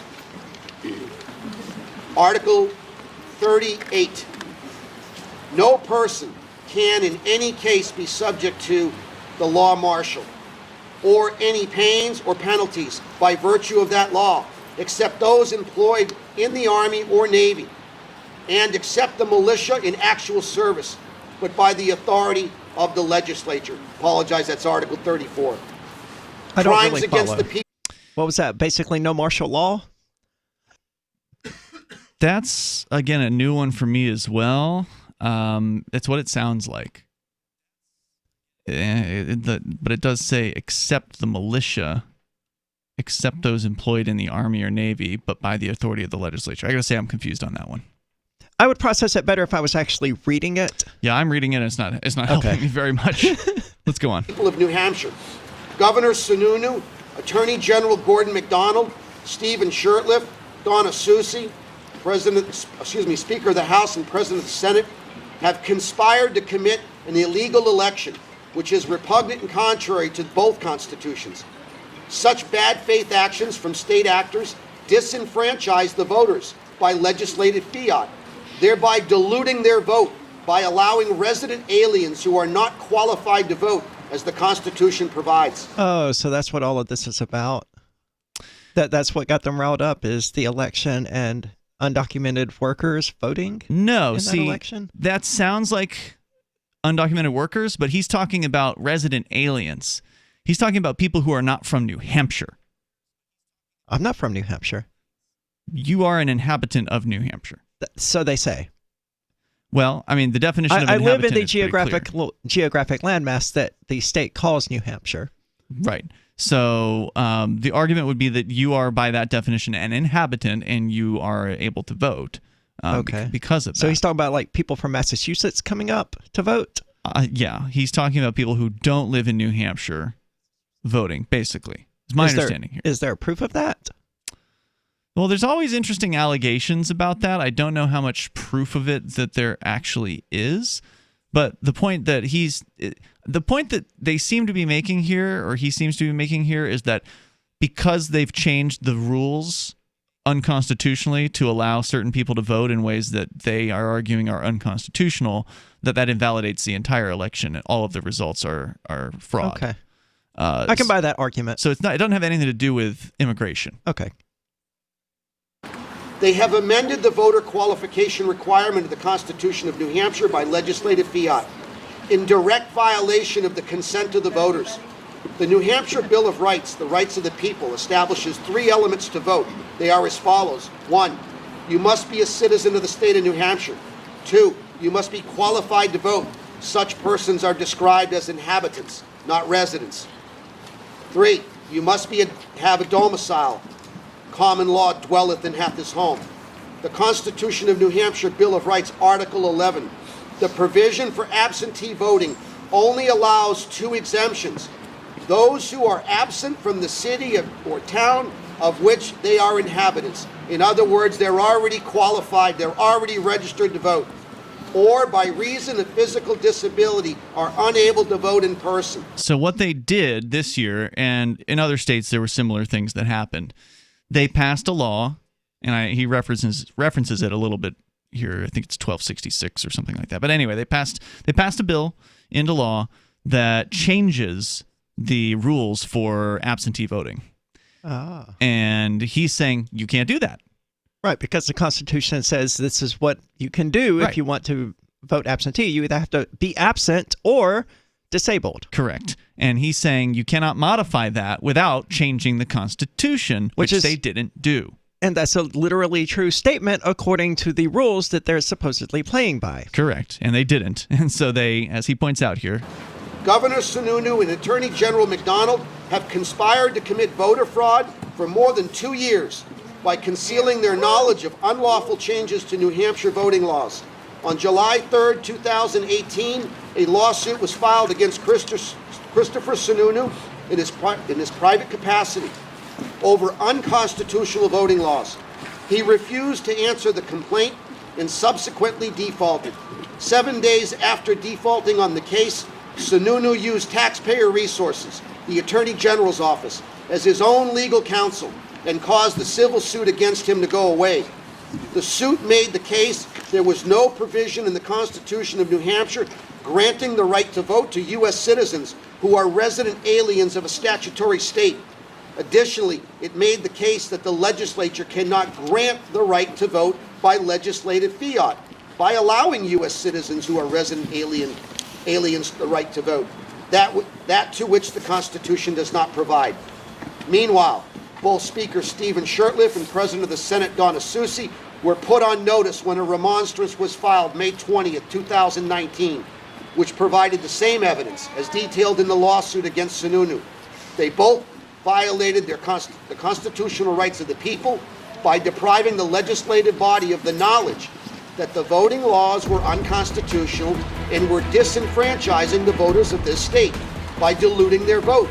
And by such acts, they deprive a citizen of this state due process of law, the right of redress of grievances, which in turn deprives all the people of the state of a lawful government. There's more coming up here of the Declaration of Independence, the new one here in New Hampshire. Some of the abuses and the tyrannies here in New Hampshire being named. It's Free Talk Live. Join liberty-minded voluntarists, anarchists, and libertarians from June 28th through July 4th for ForkFest 2021 at Rogers Campground in the beautiful White Mountains of New Hampshire. ForkFest happens the week after the Porcupine Freedom Festival, and ForkFest is decentralized, which means no one is in charge. That also means there's no ticket cost. Just reserve your camping, RV site, or motel room with Rogers Campground for June 28th through July 4th. Where better to celebrate Independence Day than around other freedom-loving activists in the Shire? You can relax and enjoy the camaraderie of like-minded people, or you can create whatever experience or event you'd like others to have. If you're planning an event for ForkFest, be sure to let others know in advance. You can connect with fellow ForkFesters via the unofficial Telegram chat or the ForkFest forum. Links to those are on the unofficial website, forkfest.party. Mark your calendar for June 28th through July 4th, 2021. We'll see you at forkfest.party.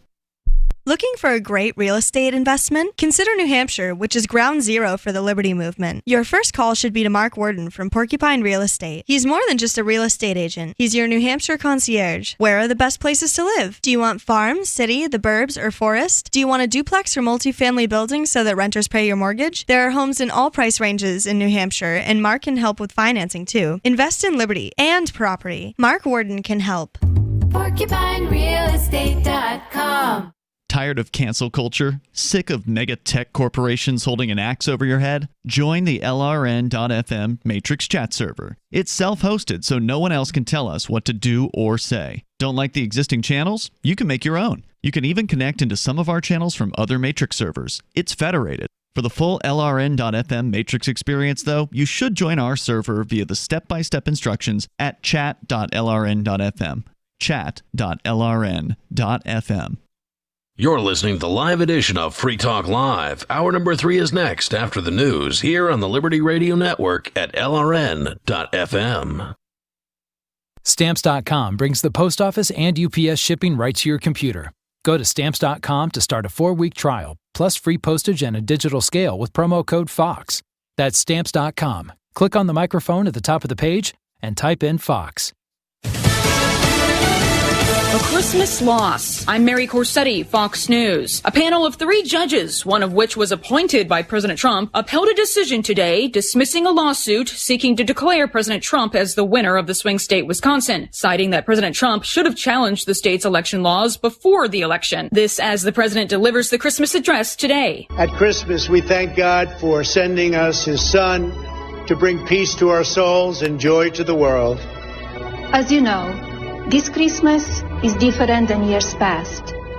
We are battling a global pandemic that has affected all of us. Yet, through this great challenge, we have been inspired by the kindness and courage of citizens across this country. And President Trump still needs to sign off on the coronavirus relief bill, but the president calls it a disgrace and demands Americans receive $2,000 in stimulus checks rather than $600. Meanwhile, several U.S. government agencies have been breached as part of a massive cyber espionage campaign. Federal and private experts believe Russia's Foreign Intelligence Service carried out the attack. The breach targeted not only federal government branches, but local and state governments could also be compromised. A Christmas Eve warning for local governments across the country, not even a week after cybersecurity officials announced a widespread digital intrusion into several federal agencies. Those same officials warned local municipalities may also be victims. The Cybersecurity and Infrastructure Security Agency warns it is tracking a significant cyber incident impacting enterprise networks across federal, state, and local governments. Authorities announced hackers infiltrated SolarWinds, a company that provides software for public and private organizations. Hackers dived into the departments of Commerce and Energy. Fox's David Spunt. America is listening to Fox News. Life can be stressful, even under normal circumstances. 2020 has challenged even the most difficult times of life. These days, you need stress relief that goes beyond quick fixes. That's Headspace. Headspace is your daily dose of mindfulness in the form of guided meditations in an easy-to-use app. Headspace is one of the only meditation apps advancing the field of mindfulness and meditation through clinically validated research. So, however today's news hits you, Headspace really can help you feel better. Headspace's approach to mindfulness can reduce stress, improve sleep, boost focus, and increase your overall sense of well-being. Backed by 25 published studies on its benefits, Headspace has 600,000 five-star reviews and over 60 million downloads. You deserve to feel happier, and Headspace is meditation made simple. Go to headspace.com/Fox. That's headspace.com/Fox for a free 1-month trial with access to Headspace's full library of meditations for every situation. This is the best deal offered right now. Head to headspace.com/Fox today. Well, absentee voting fraud hit a little too close to home for one Georgia election official. Gabriel Sterling is a familiar face. He works for the Georgia Secretary of State's office. He is the state's voting system implementation manager. He's also an enthusiastic Republican. So you can imagine his surprise when a liberal voting rights group sent a flyer to his home reminding a woman to return the absentee ballot she had requested from out of state. Sterling immediately recognized the name and tweeted, "The woman I bought my home from over 2 years ago trying to vote from it, absentee. I filed an official challenge to stop her from casting an apparently illegal vote." The Fulton County Elections Board determined there was probable cause to his complaint. You're putting your name, address, credit card number, social security number, all that. You're just chucking it right up onto the internet where any disgusting degenerate can grab it. The only way to make sure that your identity is never stolen is to change it every 3 years. That's what I do. 2 years ago, I was Ellen Foxcroft, attorney at law. 3 years before that, I was Trish Homingwood, patient at the Austin State Psychiatric Hospital. And 3 years before that, I was Regina Dupree, lead singer of the soul group Derriere. And you know what? None of my identities has ever been stolen. So to make sure that your personal information stays safe, you gotta follow some simple steps. First, you're gonna need new pieces of identification, right? But don't worry, old Shelby knows a guy up in Detroit, can fix these up pronto, real cheap. Next, you're gonna have to fake your own death. But all that takes is a mold of your teeth, a corpse, and a $500 used car for setting on fire. This is the Onion News Network. Welcome back to the ONN Presidential Democrat Kiosk Debate. If you're just tuning in, tonight, in an historic first, Americans can ask any question at any time just by stepping into one of the thousands of Democrat kiosks we've placed in front of 7-Elevens across the country. Decatur, Illinois, let your voice be heard. Hi, everybody. My name's Joe Crawford, and my question is, how many taco and cheese taquitos do you think I can eat in 60 seconds? Kevin, have we screened all of these?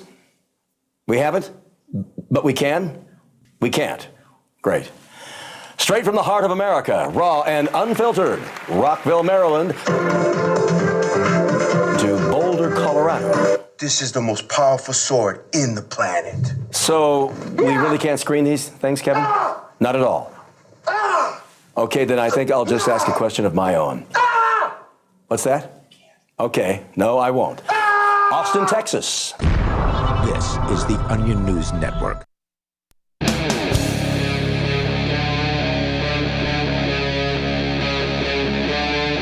Free Talk Live.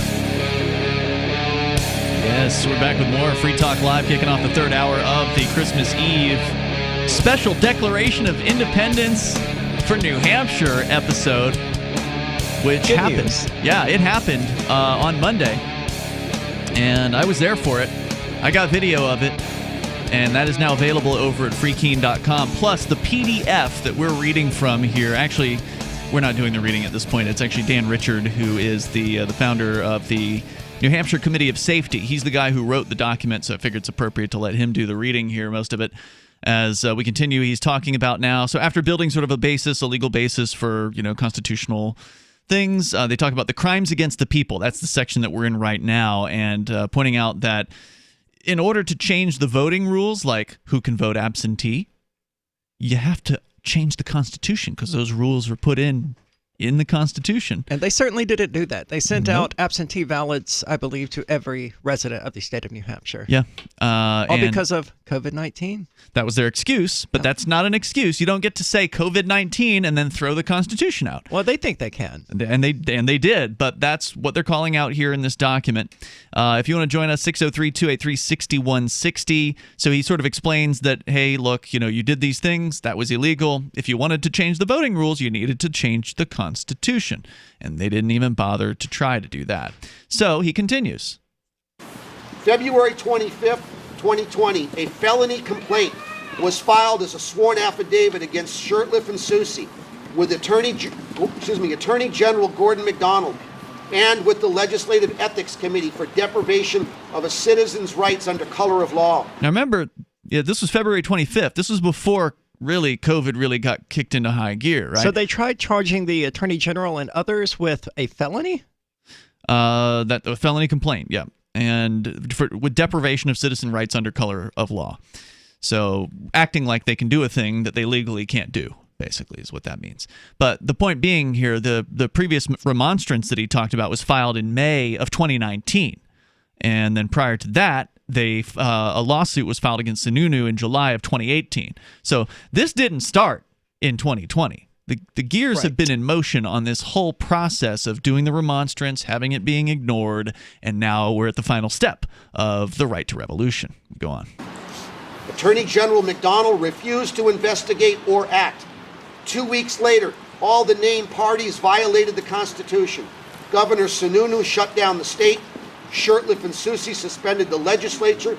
They shut down the investigation into a felony criminal complaint before the Ethics Committee, even though the committee already possessed the ability to meet remotely. And for 4.5 months, they prevented the committee from assembling until after they passed House Bill 1266. That's the one that expands the absentee voting illegally. Only after the agenda was over did the Ethics Committee convene in secret to dismiss the complaint on August 5th, 2020. The citizens of this state have been and are now being deprived of their constitutional right to oversee the function of their government in the people's house. Absolutely true. And in fact, in the video, I put there's like so I'm putting like B-roll over some of this just to make it a little more visually interesting. Video of the front door of the State House where it says closed, and then et cetera, due to COVID. So they literally have closed all the state. And if there's people out there saying, oh, well, these are just a bunch of angry Republicans because, they lost the election. Well, actually, no. This was going on well before the election. Well, it was going on before the election, but also the Republicans won the election here in New Hampshire. The Democrats won the federal elections, but the Republicans swept the state elections. So the Republicans are now in charge of the State House and the State Senate and the governorship. So if you think this is just angry Republicans, you are wrong. They are firing everybody from this. Good. The wrongdoers met in an unconstitutional location and enacted House Bill 1266. The governor signed it into law on July 17, 2020. This was done while the AG, Shurtleff and Soucy, knowing that there was a felony complaint of voter fraud before the Ethics Committee and concealing such from the legislative body and the public until the legislative session was over, which enabled them to commit more voter fraud by enacting House Bill 1266, which expanded the absentee voter provision by legislative fiat. Speaker Stephen Shurtleff and President of the Senate Donna Soucy have called together the legislative bodies at places unusual, uncomfortable, and distant from the depository of the public records for the sole purpose of depriving the people of the ability to oversee the function of the legislative body as provided by the Constitution of New Hampshire. Part 1, Bill of Rights, Article 8 and Article 38. So just to be clear about this, unusual, uncomfortable, and distant from the normal place of doing these business of the people. The so-called organizational day that they have, which is the first day for all the new state reps who just got elected, sort of to, settle them in, basically swear them in, that sort of thing. They had outdoors in 40-degree weather at the New Hampshire or University of New Hampshire campus in Dover, New Hampshire, on the seacoast, on a field. They had the state representatives meet for that meeting. That's insane. In the cold. So yeah, that would definitely qualify as unusual and unwelcoming. Uncomfortable. Yeah. Quote, how prophetic this was. A frequent recurrence to the fundamental principles of the Constitution and a constant adherence to justice, moderation, temperance, industry, frugality, and all social virtues are indispensably necessary to preserve the blessings of liberty and good government.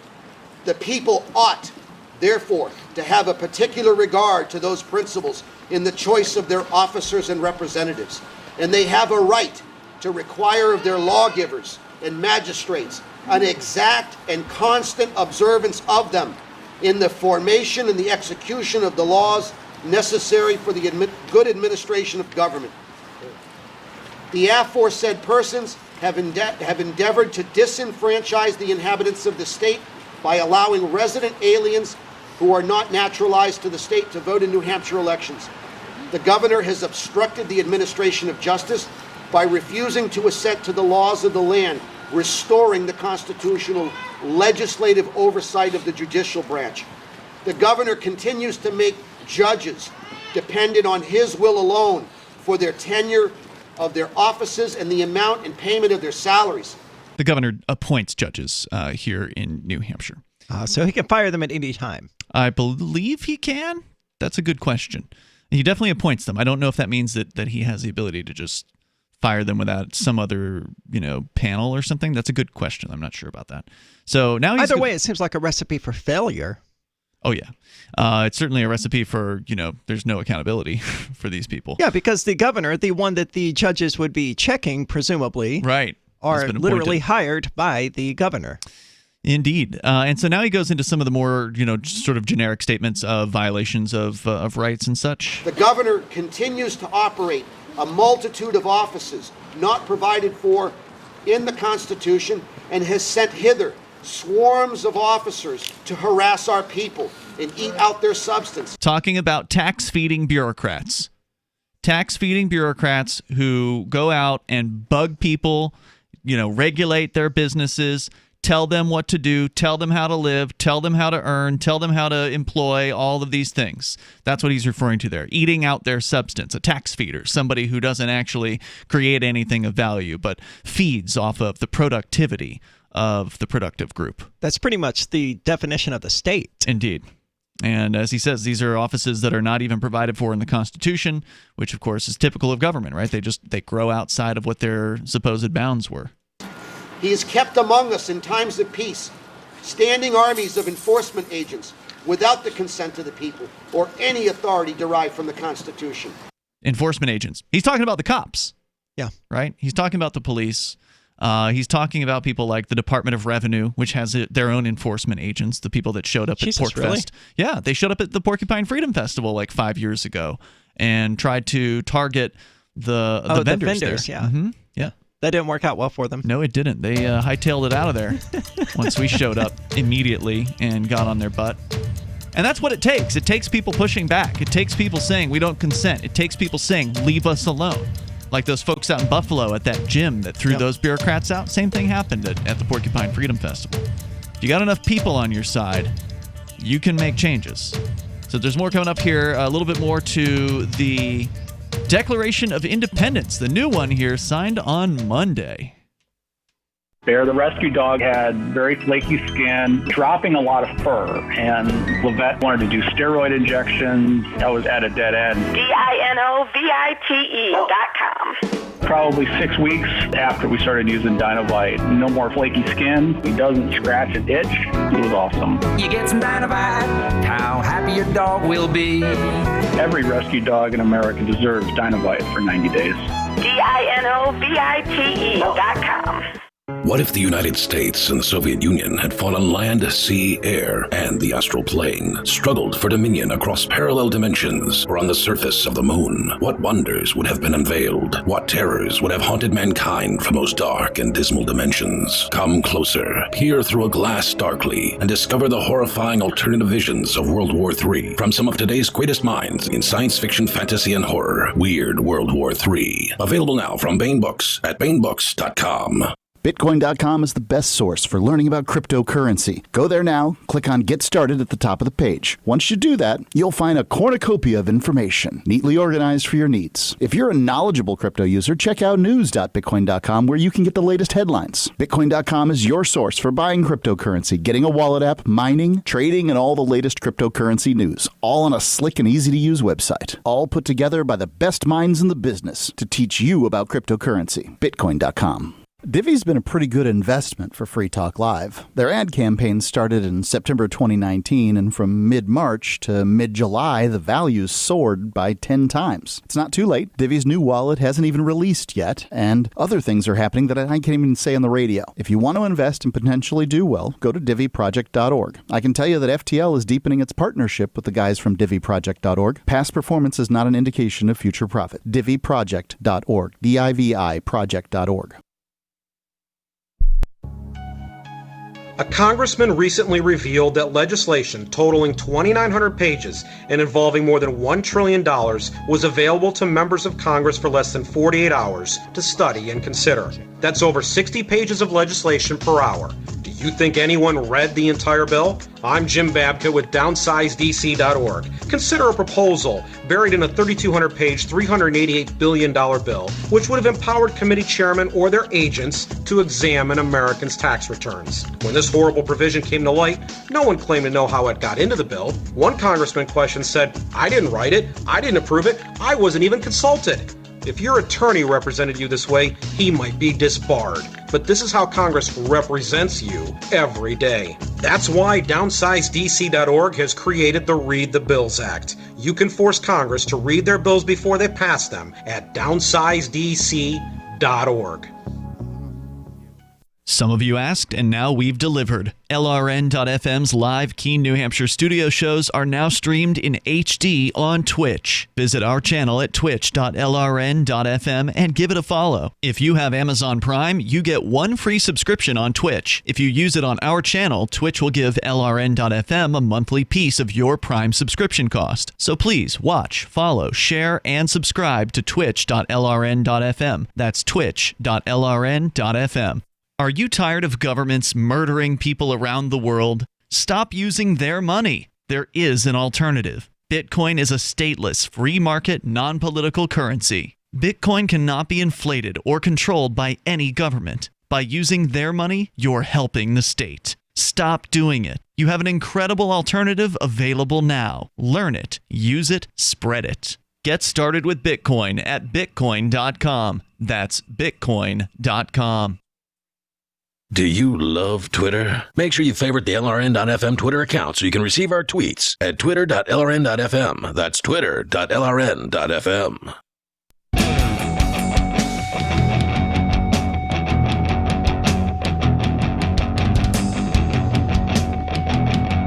Free Talk Live. You're invited if you want to join us here. 603-283-6160 is our number. That's 603-283-6160. In the studio tonight, it's Ian. And Aria. Don't forget, you can join us online. Head to freetalklive.com and enjoy the features there. We do have a forum. You can go to forum.freetalklive.com and interact with other Free Talk Live listeners and members of the Shire Society. We talked about Shire Society earlier. It's actually the Shire Forums, and Free Talk Live has a sub-forum there. Because forums just aren't that big anymore, and so we couldn't justify an entire forum just for Free Talk Live. So head over there and check that out. Forum.freetalklive.com. And don't forget about AnyPay. AnyPay 2.0 is here, and crypto payments are now faster than ever. If you're using Edge Wallet, Handcash, Bitcoin.com's wallet, or Dash Wallet, you'll have a smooth experience. But if you're still using Coinomi or Exodus, and those are great wallets, unfortunately, they're not compatible yet with AnyPay 2.0. So if you're a user of Coinomi, Exodus, RelayX, Spread Wallet, or any other wallet that doesn't work with AnyPay 2.0, what I would recommend that you do is contact the wallet provider, contact the programmers there, and let them know you want their wallet to be useful for making payments in real life. That's what AnyPay does best. Now, they are actually offering online servicing now as well, but if you don't have these AnyPay compatible wallets, it's not gonna be a good experience. So give them a heads up that you want to see that happen with their wallet. You can get instructions on how to do that and more details on why some wallets work great and others don't work at all. Go to anypayinc.com/upgrade to learn more about that. That's anypayinc.com/upgrade. We're within about the last page of an 8-page long Declaration of Independence here for New Hampshire that was signed on Monday in a group of people out in front of the State House. They then presented it at the Attorney General's office, the Secretary of State, and then today, actually at the Governor's house. They served the governor by serving the agents that were sitting in his driveway, basically. So I wonder what the governor will respond to this with. I presume he will ignore it completely. Unfortunately. But I mean, that just reinforces their point. Oh, yeah, indeed. And he's going to have to do – it's going to be very interesting coming up on Inauguration Day for the governor. Let's just say that. We won't get into the details on it quite yet because I do want to get through this. So we're getting to some more of the generic sort of, general violations of government. As he cites here, Dan Richard wrote this Declaration of Independence from the Committee of Safety, New Hampshire, their website, cosnh.com. As he points out, the governor operates a multitude of offices not provided in the Constitution, sent swarms of officers to harass our people and eat out their substance. I mean, that one sentence encompasses a whole lot of violations. And as does the next one, which is that he's kept among us in times of peace standing armies of enforcement agents without the consent of the people or any authority derived from the Constitution. And then we continue from Monday. This is the video that you can see posted as well as read the PDF over at freekeen.com right now. He has combined with others to subject us to a jurisdiction foreign to our Constitution, unacknowledged by our laws, given his assent to their act of pretend legislation. The governor is now depriving the people of this state of the benefits of trial by jury. The governor has abolished the constitutional rights of the citizens of this state and our most valuable laws, and has altered the fundamental form of government. Our form of government has become a complete system of tyranny. The same party is the legislator, the accuser, the judge, and the executioner, by declaring themselves invested with the power to legislate in secret in all cases whatsoever. That is what is happening right now. It is. It's a full-blown autocracy. The governor is in charge. He's got the police on his side. He appoints the judges. He is judge, jury, executioner, and the one who makes the laws. Yep, and the legislature, in theory, they could do something coming up next year and end the state of emergency. But what's to stop the governor from starting another one? Nothing. Well, ideally, they would, get rid of that unconstitutional law in the first place. They can't because he would need to sign that bill. Unless they did a veto override, and there's not enough of them for that. No, of course not. Because the Democrats would support, likely continue. Because even though it's a Republican who's the governor, he's supported by like 7 out of 10 Democrats because he's been a total COVID. I mean, he's not as bad as Cuomo, but, he's been pretty bad on the COVID crackdown front. And so the Democrats support him. So if a bill to strip him of the emergency powers is actually put forward, obviously he's going to veto it. He's not going to let go of his powers. So, excellent point. This whole thing just needs to be dissolved, and that was the point of what they did on Monday. They dissolved the government, or at the very least, their ties to it. This group of folks, and I was one of them that signed this. So let's continue. They have abolished all effective means of redress of grievances, thereby denying the people of the state their rights to a Republican form of government secured by our constitutions. to ensure the protection of others in their pursuit of life, liberty, and acquiring, possessing, and protecting property. In a word, seeking and obtaining happiness. Sununu, Shurtleff, Susi, and McDonald have violated their oath of office. They have failed in their duty to faithfully execute the laws of the state according to the best of their abilities, agreeable to the laws of the land, the New Hampshire Constitution.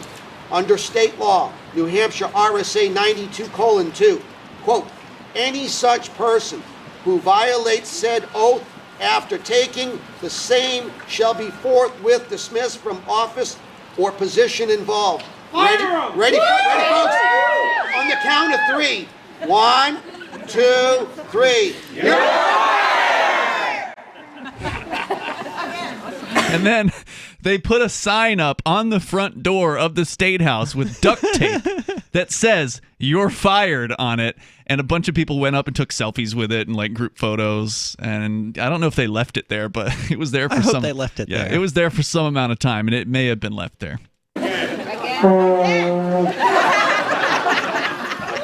Lastly, Bill of Rights, Part 1, Article 10. Government being instituted for the common benefit, protection, and security of the whole community, and not for the private interest or emolument of any one man, family, or class of men. Therefore, whenever the ends of government are perverted, and the public liberty manifestly endangered, and all other means of redress are ineffectual, the people may, and of right ought, to reform the old, or establish a new government.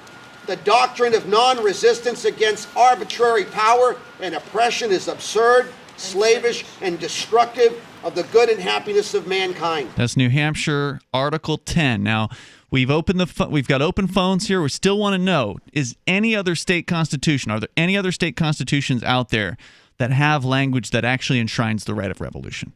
I suspect most people, even our listeners, have not actually read their state constitutions. I mean, we haven't. I didn't know it was there until this. Well, I knew this one was there. Okay. I have not read the whole Constitution. I don't care about the details of government operations, but the Bill of Rights I have read through, and that's a really outstanding one. So that's the final point here on this. There's two more paragraphs. We're going to get to the final statements here in this New Hampshire Declaration of Independence that was signed at the State House steps on Monday morning.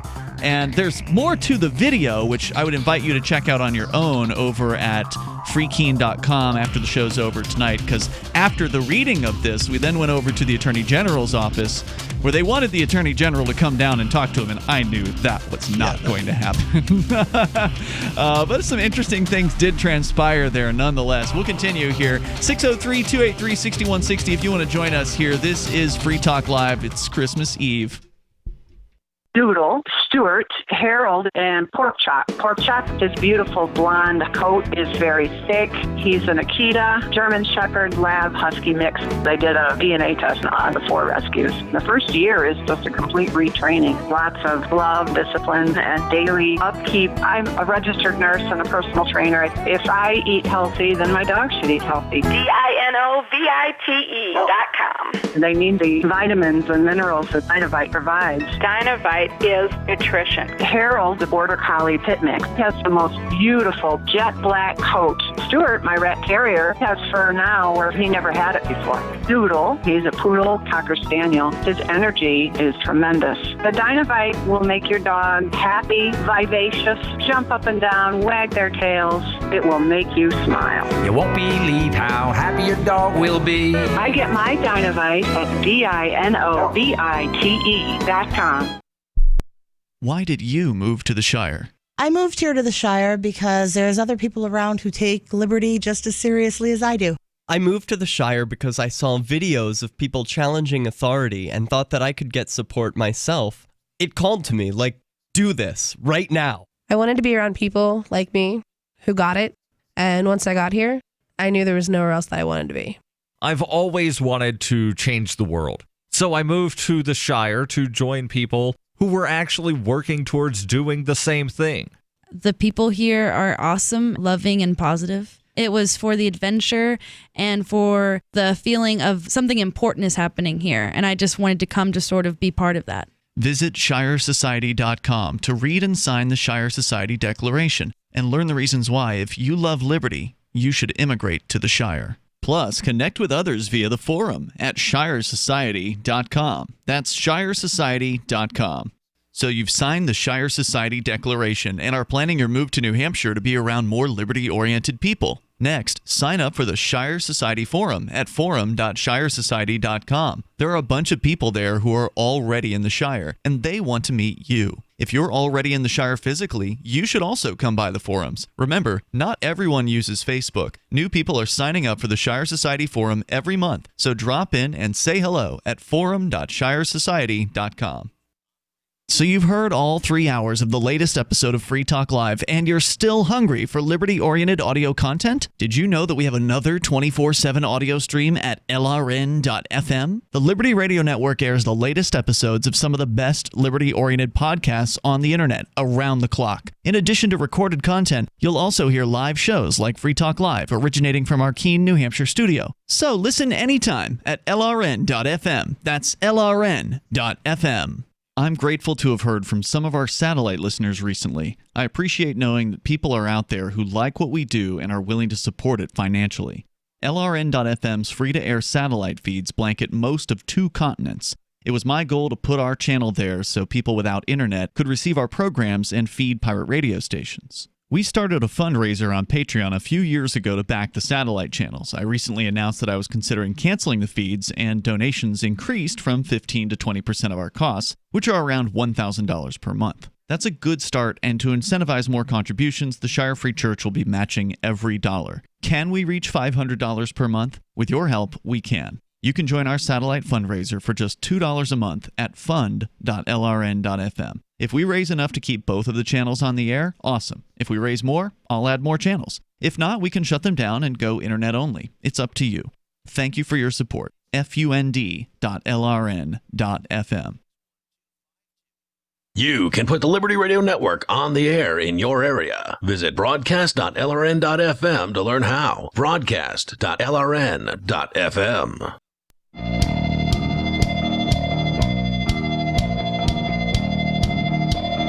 It is Free Talk Live.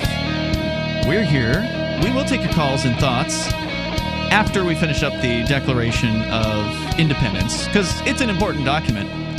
And so we're going to continue with it. Now, we're not talking about the original one, although it's referenced. We're talking about the new one here, written by Dan Richard from the Committee of Safety, New Hampshire. His website, cosnh.com. I had the pleasure of meeting Dan. Actually, originally, I think we met each other at Dick Marple's trial when Representative Dick Marple was yelling at a judge in a courtroom in Concord, New Hampshire, which was amazing and hilarious. It was, man. He just spent like 30 minutes just going off. It was a sight to behold. It really Anyone was. else would have gotten hit with contempt of court repeatedly. Absolutely. And he didn't. And it was really impressive. You can see that video for yourself. Just search YouTube for Dick Marple and court. But apparently that's where I originally met Dan, because Dan was sort of a student or an acolyte of Dick Marple. And Dick is now passed away, but Dan has sort of carried that torch of like really intricate knowledge of the system and, you know, rights and the Constitution and things like that. So there's really no better guy, I think, to do this than Dan. And so I happened to attend one of these so-called Stop the Steal marches, and Dan was actually at this thing, and that's where we connected. Finally, really like connected, and you know, right in time, right for this to happen. The universe sure is funny how it works. So I was grateful for the opportunity to come out on Monday and observe this and participate in it, because I signed this document. Ari, you're indicating that so far, from what you've heard, you want to put your name on this too, right? Absolutely. So we're going to continue here with the last 2 paragraphs of the Declaration of Independence, the new one here for 2020 for New Hampshire. At the very last page here, we're on page 8, he cites the Bill of Rights of New Hampshire's Constitution, Article 10, which we read at the very beginning and is also here at the very end, about the right of revolution. So standing on that final point, he continues here. We, the people, the good citizens of the state of New Hampshire, declare the November 3rd, 2020 election void for fraud and of no effect, leaving no constitutionally elected body. And further, we declare that the statutory state and all its affects are void for fraud. The word state in quotes there, by the way. We therefore, the citizens of the state, assembled at the State House, appealing to the Supreme Judge of the world for the rectitude of our intentions, do in the name and by the authority of the Constitution of New Hampshire, Part 1, Bill of Rights, Article 10, solemnly publish and declare that the state of New Hampshire is, and of right ought to be free, and all allegiance to the statutory state of New Hampshire, and all political connection between the citizens of the state and the statutory state is and ought to be totally dissolved, and to do all other acts which independent states may of right do, and for the support of the Declaration, with firm reliance on the protection of divine providence, we mutually pledge to each other our lives, our fortune, and our sacred honor.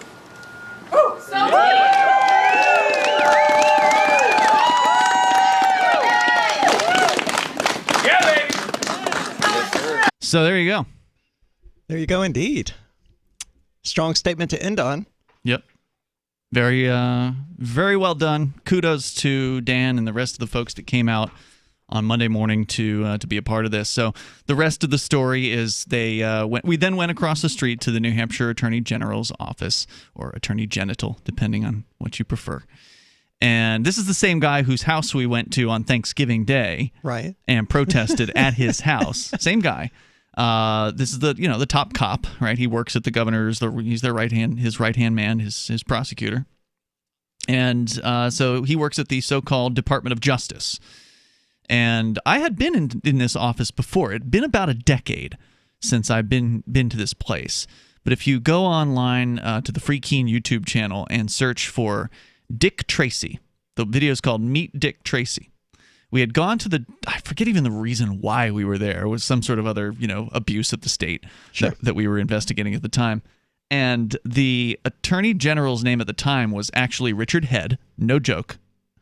Okay. And one of his investigators. I see where this is going. One of his investigators' name was, no joke, Dick Tracy. Okay. That's the guy's name. And it's just, you can't make this stuff up. The city manager in New Hampshire, or Keene, New Hampshire, is named Elizabeth Dragon, and she attacked a pho noodle place here in Keene, an Asian restaurant, attacked by a woman named Dragon. I mean, it's just about right. It's just amazing stuff what, life just kind of comes up with.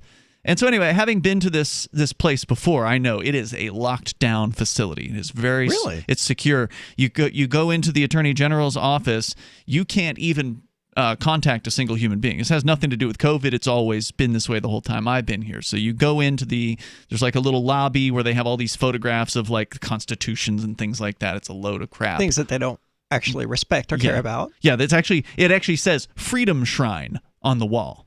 Oh, good. In there. And that's what you want in your AG's office. Yeah. And so we go in, and of course Dan is leading the procession, people following him, and then right behind Dan is several state representatives. So Mike Sylvia was actually there, a longtime Free Talk Live listener and supporter, and award-winning Liberty rep. This guy is, I think it was 2019, he won the Liberty Legislator of the Year award from the New Hampshire Liberty Alliance, meaning that he was the most Liberty voting legislator of all the 400 state representatives. Awesome. He was in tow. He was in the group of state reps. I think it was maybe like 4 or 5 at least state reps that were there backing him up. That's really awesome that we have state reps supporting this. Yeah. And they actually say they've got some support on the executive council. From what I hear, there's rumblings about that. Now, I don't think any of them were there personally.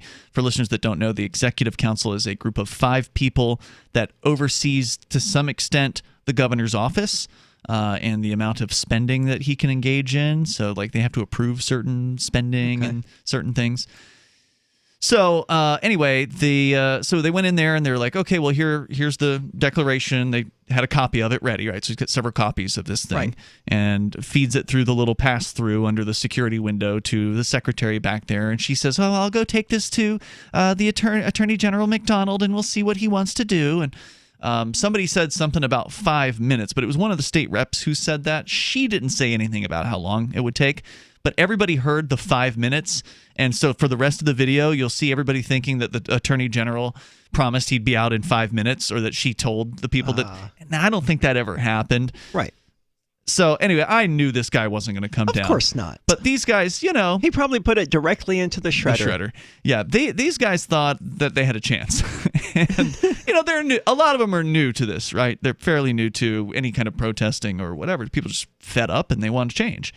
So after 20 minutes of waiting around, nothing has happened.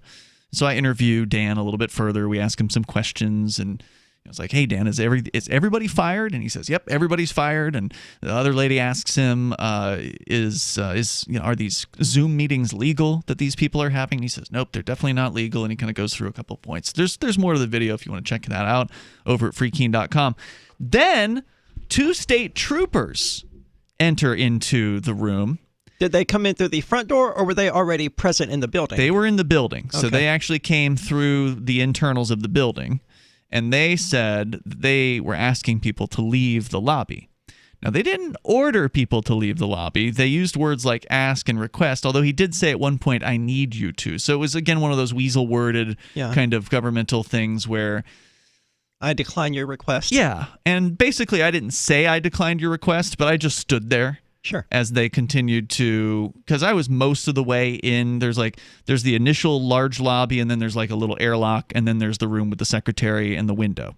So I was in the middle room of those 3. And they just start, trying to convince people to leave, and people are, mostly obedient. They're not there to. These people are in badges, and they're giving you an order, even though you just told them they're fired. They're not there to start the shooting war, right? That's not what the purpose of this Right. event was. This was a peaceful declaration of independence. They just wanted to make sure this attorney general got a copy of it. And they wanted to speak with him, which obviously he's not going to do. And so he sends his agents there to get rid of people, to get them out of the building. And so that's one of the more interesting parts of the video, which you can see for yourself over at freekeen.com. Do check that out. And we'll get right into your calls and thoughts if you want to join us at 603-283-6160, plus the KFC video game system coming up. So the protection of life, liberty, and property is what the Free State Project is all about. But it's an effort to move 20,000 people who understand. It's about demonstrating to the entire country that, yeah, we can have a free market, a truly free market. Making it just a freer, great place to live. It's the world's largest voluntarist libertarian community, and it's only getting bigger. That's amazing, to be able to move to a place where other people passionately believe in being free and independent. What the Free State Project is managing to do, though, is to put their money where their mouth is. It's physically getting up across the country and saying, let's go someplace and let's demonstrate the power of these ideas. There's a lot of kind of philosophy that surrounds liberty. There's a lot of thinking about it and talking about it. But here in New Hampshire, people are doing it.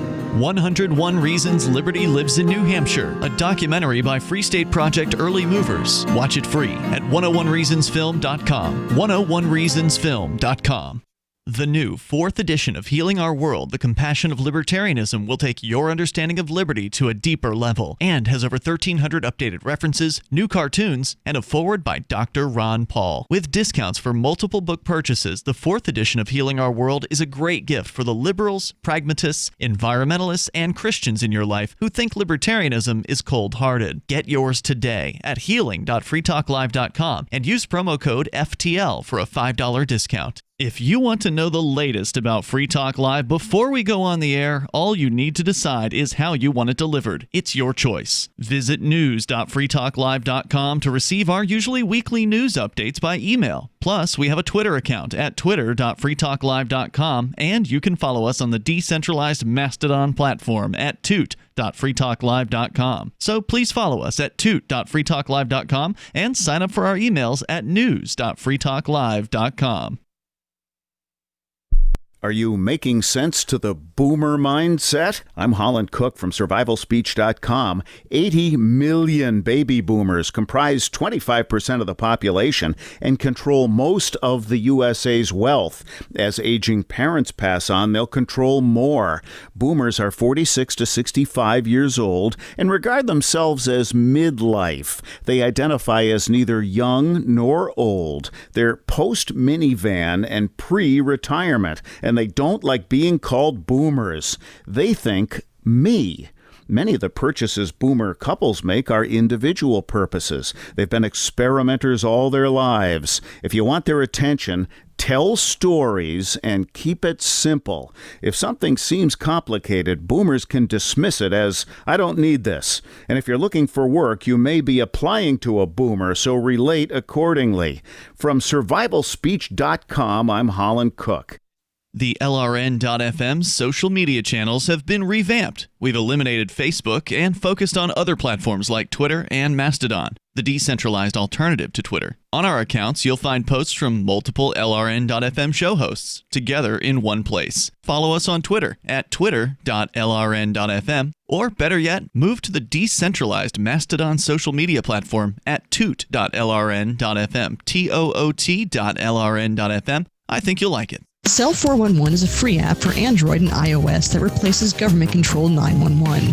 Cell 411 allows you to preset a group of friends or private organizations to show up in any emergency. Cell 411 is a nightmare for the state because it proves their so-called services aren't needed. Cell 411 has had thousands of installs, and of course it's covered by the BIPCOT no government license. Cell 411 because your friends won't shoot you when you're in trouble. Without the government, who would build the emergency services? You and Cell 411. Get it today at getcell411.com. Help get LRN.FM into more ears. Visit promote.lrn.fm for a free bumper sticker, flyers, banners, graphics, and more. Promote.lrn.fm.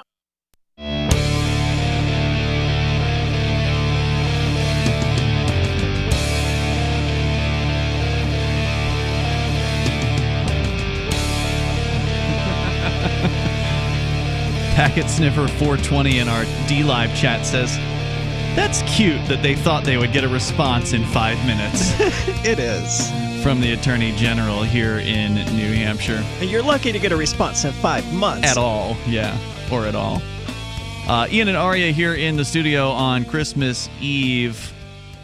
But it's a very interesting week here in New Hampshire with people declaring independence and basically dissolving their ties with the state government. That has happened now here. And it's that is official. exciting. It is. And there's more. I mean, they're not done. This is just, the first step. Now, again, these are people who probably want to create another government, which I can't say I'm a huge fan of that idea. At the very least, it would help us in our lifetimes become more free because these governments do take decades, if not centuries, to grow. Get worse. Yeah. So, if they did tear down the New Hampshire government and, went back to just using the New Hampshire Constitution, at least for the rest of my life, I'll be pretty much free. Yeah. I mean, if they actually have a government that's like a 10th or a 20th or a 50th the size or something, or a 100th the size of the current government, then okay, that's a pretty big step in the right direction. And people who are involved with this particular movement, while there are some right-wing sounding folks that are there, there's also definitely some libertarian sounding folks. Elliot Axelman, who we've interviewed here on Free Talk Live from the Porcupine Freedom Festival this past summer, great young activist. He's probably in his late 20s or something like that, well-spoken. He was speaking up against the Nazi police state during this particular event, and awesome. People had, they couldn't disagree with him. They were agreeing with a lot of the things that he was saying.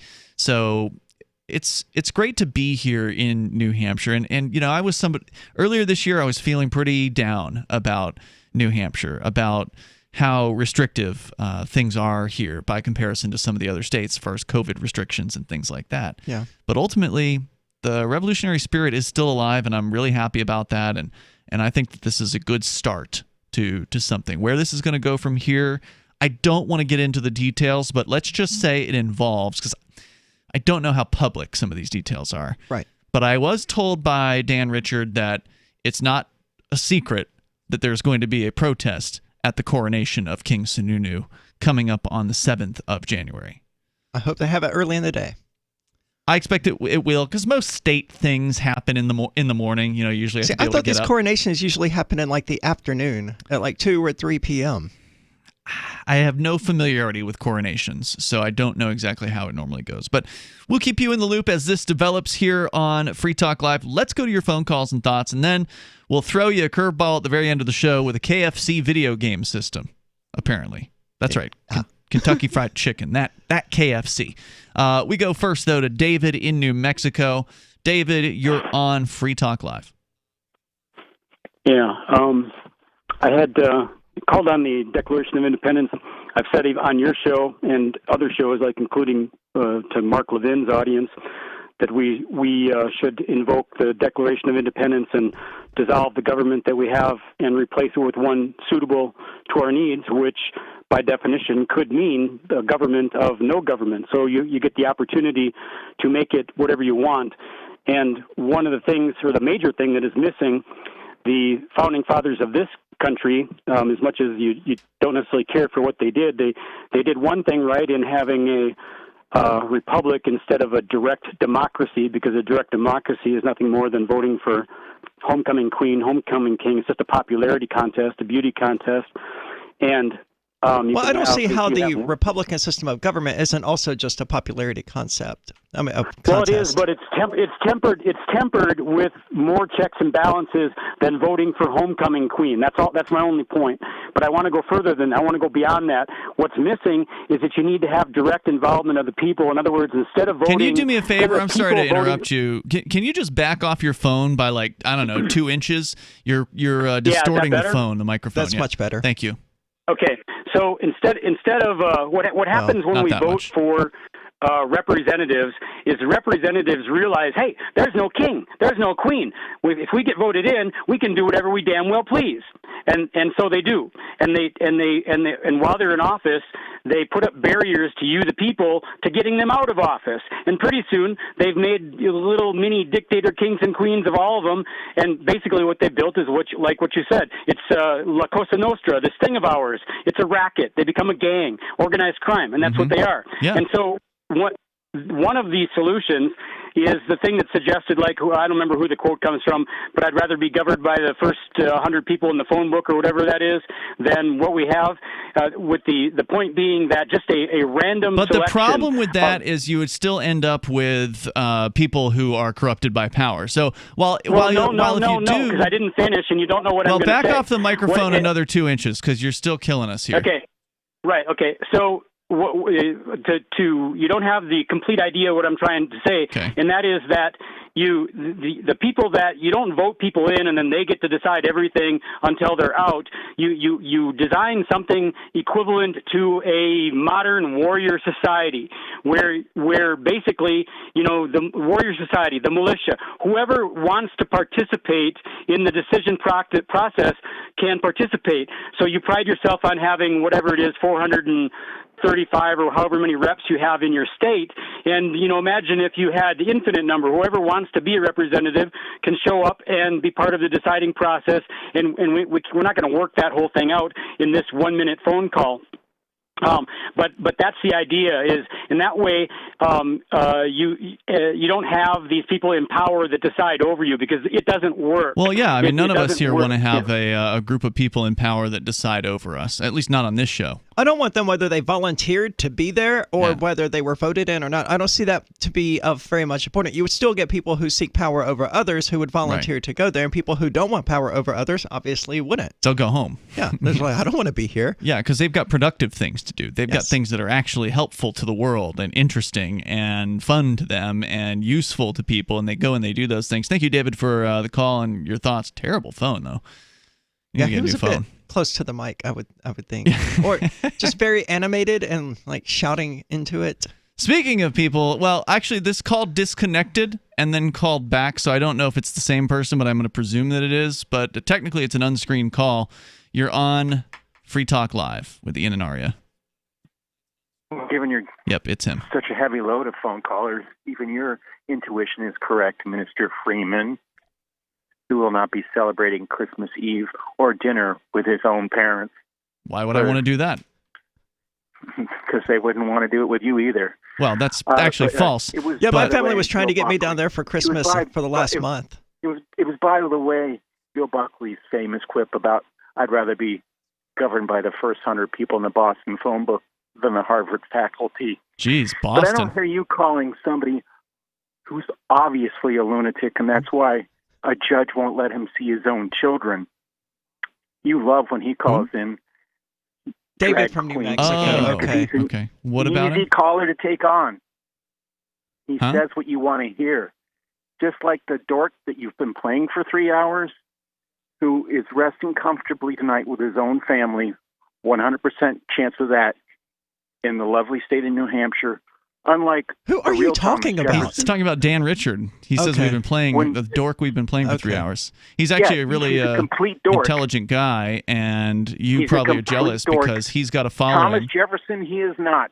He's got a following of hundreds of people who have signed his remonstrance, by the way. But, there were 100 people there at the State House on Monday, but hundreds have signed the remonstrance, which was the step prior to the declaring of independence. And James, you called a national radio show to give us the person who said a quote that a previous caller used. I don't think you get to call anyone a dork at that point. Let's move on. Thank you for the call tonight to another unscreened caller here at the very end. Go ahead. Quick like a bunny. Going once, going twice. Thanks for trying. All right, so let's see. I don't know if there's time to get into it. There's not time to it, but what has KFC done? KFC has made a gaming PC in conjunction with some company that makes gaming PCs. This isn't like a late April Fool joke? No, this is totally... I assumed it was something stupid like the Burger King Xbox games or something, but no, they've actually launched a 4K compatible 240 frame per second gaming console. They call it a gaming console. It's a gaming PC that has a built-in chicken warmer. No. Yes, a built-in chicken warmer. How does that even work? I mean, can you imagine nasty, greasy chicken? That was exactly my thought on it, No one should be eating fried chicken while they're playing PC games. I gotta hand it to them. They're using the heat of the computer for a useful purpose. Normally you just shoot it out the back of the machine, right? Here they're using it to keep chicken warm, but wherever you put fried chicken, it gets greasy, and I wouldn't want to have grease anywhere near my electronic equipment. No. Especially not KFC's. We'll see you tomorrow night. Online in the meantime, freetalklive.com, and check out freekeen.com for the declaration video.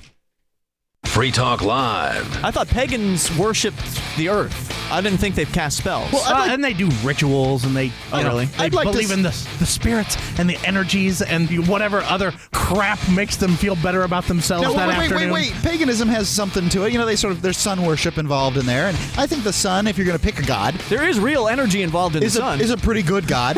Real endothermic energy. Yes, it's reliable. Every day it rises and it sets. Yeah. And if we don't have it, we'll freeze to death. Yeah. If you don't have him, you die immediately. Like life on the planet just begins to shut down without the sun. Sun's a good god, all in all. Right, but then once you start making requests of the sun, you start going overboard. Well, once you say, "Oh, great and powerful sun, help photosynthesis." Yes. Unless you are asking for something other than green plants or vitamin D, you need. Free Talk Live, 7 nights a week from 7 to 10 Eastern, live on the Liberty Radio Network at LRN.FM. Are you a cryptocurrency advocate? The Crypto Tip is the ideal outreach tool to help new people discover cryptocurrency. It's a printable business card-sized tip that you can give to service providers, preferably in addition to a good cash tip. When the server scans the QR code, it'll bring up an explanation of cryptocurrency, how to install a wallet, and allow them to claim the tip. If they don't claim the crypto, you get your tip refunded to you after a time period you specify. Plus, if they do claim the tip, you get an email alert. Create as many tips as you want at cryptotip.org. That's cryptotip.org. There are lots of ways to listen to Free Talk Live. Our podcast has been around since podcasts began, and now the FTL feed is loaded with content besides our full show archives. Did you know that we make it easy for you to customize your podcast subscriptions? We have different feeds, one that includes only our full shows, one with just the Daily Digest, and our main feed that includes everything. You decide what you listen to. It's quick and easy to customize your feeds at feeds.freetalklive.com. That's feeds.freetalklive.com. The latest episode of Declare Your Independence with Ernest Hancock is next after the news on the Liberty Radio Network at LRN.FM. Stamps.com brings the post office and UPS shipping right to your computer. Go to Stamps.com to start a 4-week trial, plus free postage and a digital scale with promo code FOX. That's Stamps.com. Click on the microphone at the top of the page and type in FOX. The clock is ticking. I'm Mary Corsetti, Fox News. After months of negotiations, Congress finally agreed on a new coronavirus relief bill and is now headed to President Trump's desk for his signature. We still do not know whether or not the president will or will not sign that $900 billion stimulus package. That was the bill that Congress has already approved. We know that the president's not happy about all of this. Now lawmakers are really trying to avert disaster here, with millions of Americans also wondering if they're going to get a check or not. House Democrats tried but failed to approve the president's latest demand to increase the amount of money some Americans would get in direct stimulus payments. The holdup? House Republicans are not on board, leaving lawmakers scrambling to figure out if and when emergency checks will go out. Fox's Mark Meredith. Meanwhile, festive family gatherings and packed events that typically mark the holiday were scaled back or even canceled altogether. In Australia, worshippers had to book tickets online to attend socially distant church services, and Pope Francis celebrating midnight mass earlier than normal this year to comply with Italy's anti-coronavirus 10 o'clock curfew. Meanwhile, President Trump on Wednesday vetoing a massive defense bill that was recently passed by both chambers of Congress. Incumbent Georgia Republican Senators David Perdue and Kelly Loeffler are facing criticism for refusing to say whether they will vote to override the president's veto. A party spokesperson says Senator Loeffler must choose. Will she buck President Trump or block critical funding for Georgia's service members and military facility? More than 2 million Georgians have already cast early ballots in the January 5th runoffs. A voting rights group founded by Georgia Democrat Stacey Abrams has filed a federal lawsuit to block a conservative Texas watchdog from challenging the eligibility of more than 364,000 Georgia voters, saying it amounts to widespread and well-publicized attempts at voter suppression and intimidation. Fox's Jonathan Sari. America is listening to Fox News. This holiday season, more people will be mailing stuff than ever before. Stamps.com brings the post office and now UPS shipping right to your computer so you can mail and ship anything from the convenience of your home or office. With Stamps.com, you can print postage on demand and save money with deep discounts you can't even get at the post office. Like 5 cents off every stamp, up to 40% off priority mail, and up to 62% off UPS shipping rates. Print official stamps and labels right from your computer for any letter, package, or class of mail, anywhere you want to send. Once your mail's ready, schedule a pickup or drop it off. It's a no-brainer. Don't spend a minute of this holiday season at the post office. Right now, listeners get a special offer that includes a 4-week trial plus free postage and a digital scale with no long-term commitment. Just go to Stamps.com, click on the microphone at the top of the homepage, and type in Fox. Stamps.com. Enter Fox. Go right now to Stamps.com. Enter Fox. Well, the UK and the European Union have reached a trade deal worth over £600 billion a year, just a week before the UK is set to leave the EU. Prime Minister Boris Johnson says the relationship between his nation and the EU won't change because of Brexit. We will be your friend, your ally, your supporter, and indeed, never let it be forgotten, your number one market. Because although we have left the EU, this country will remain culturally, emotionally, historically, strategically, geologically attached to Europe. The British Parliament will vote on the deal December 30th. And despite a I'm grateful to have heard from some of our satellite listeners recently. I appreciate knowing that people are out there who like what we do and are willing to support it financially. LRN.FM's free-to-air satellite feeds blanket most of 2 continents. It was my goal to put our channel there so people without internet could receive our programs and feed pirate radio stations. We started a fundraiser on Patreon a few years ago to back the satellite channels. I recently announced that I was considering canceling the feeds, and donations increased from 15 to 20% of our costs, which are around $1,000 per month. That's a good start, and to incentivize more contributions, the Shire Free Church will be matching every dollar. Can we reach $500 per month? With your help, we can. You can join our satellite fundraiser for just $2 a month at fund.lrn.fm. If we raise enough to keep both of the channels on the air, awesome. If we raise more, I'll add more channels. If not, we can shut them down and go internet only. It's up to you. Thank you for your support. fund.lrn.fm. It's a landmark day in the March for Equality here in America. Congress passed the Casinos for Fairness Act today, which gives every mistreated group in America the right to open a casino. It worked with Native Americans. It will work for the rest of the country.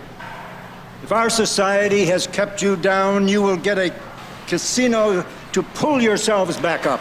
Veterans will also have the right to open a casino as a replacement for costlier benefit programs. I think it'd be nice to have a casino. I mean, I'd rather still be able to walk, but, you know. While the majority of the country is hailing the Casino Act as a step forward, many Native Americans are objecting to the law. We are still the most disadvantaged group in America. So all that we ask is that we be allowed to open whorehouses and start legally selling cocaine. The bill raised the question of whether immigrants should be allowed to own casinos. After much debate, the legislature decided that they would not, but they will be able to sell sliced mango on the street without a vendor license. This is the Onion News Network. And now, live from the studios of Freedom's Phoenix, Ernest Hancock. Believe me when I say we have a difficult time ahead of us. But if we are to be prepared for it, we must first shed our fear of it. I stand here without fear because I remember that I am here not because of the path that lies before me, but because of the path that lies behind me.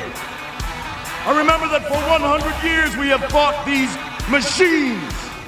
And after a century of war, I remember that which matters most. We are still here! Today, let us make them remember. We are not afraid!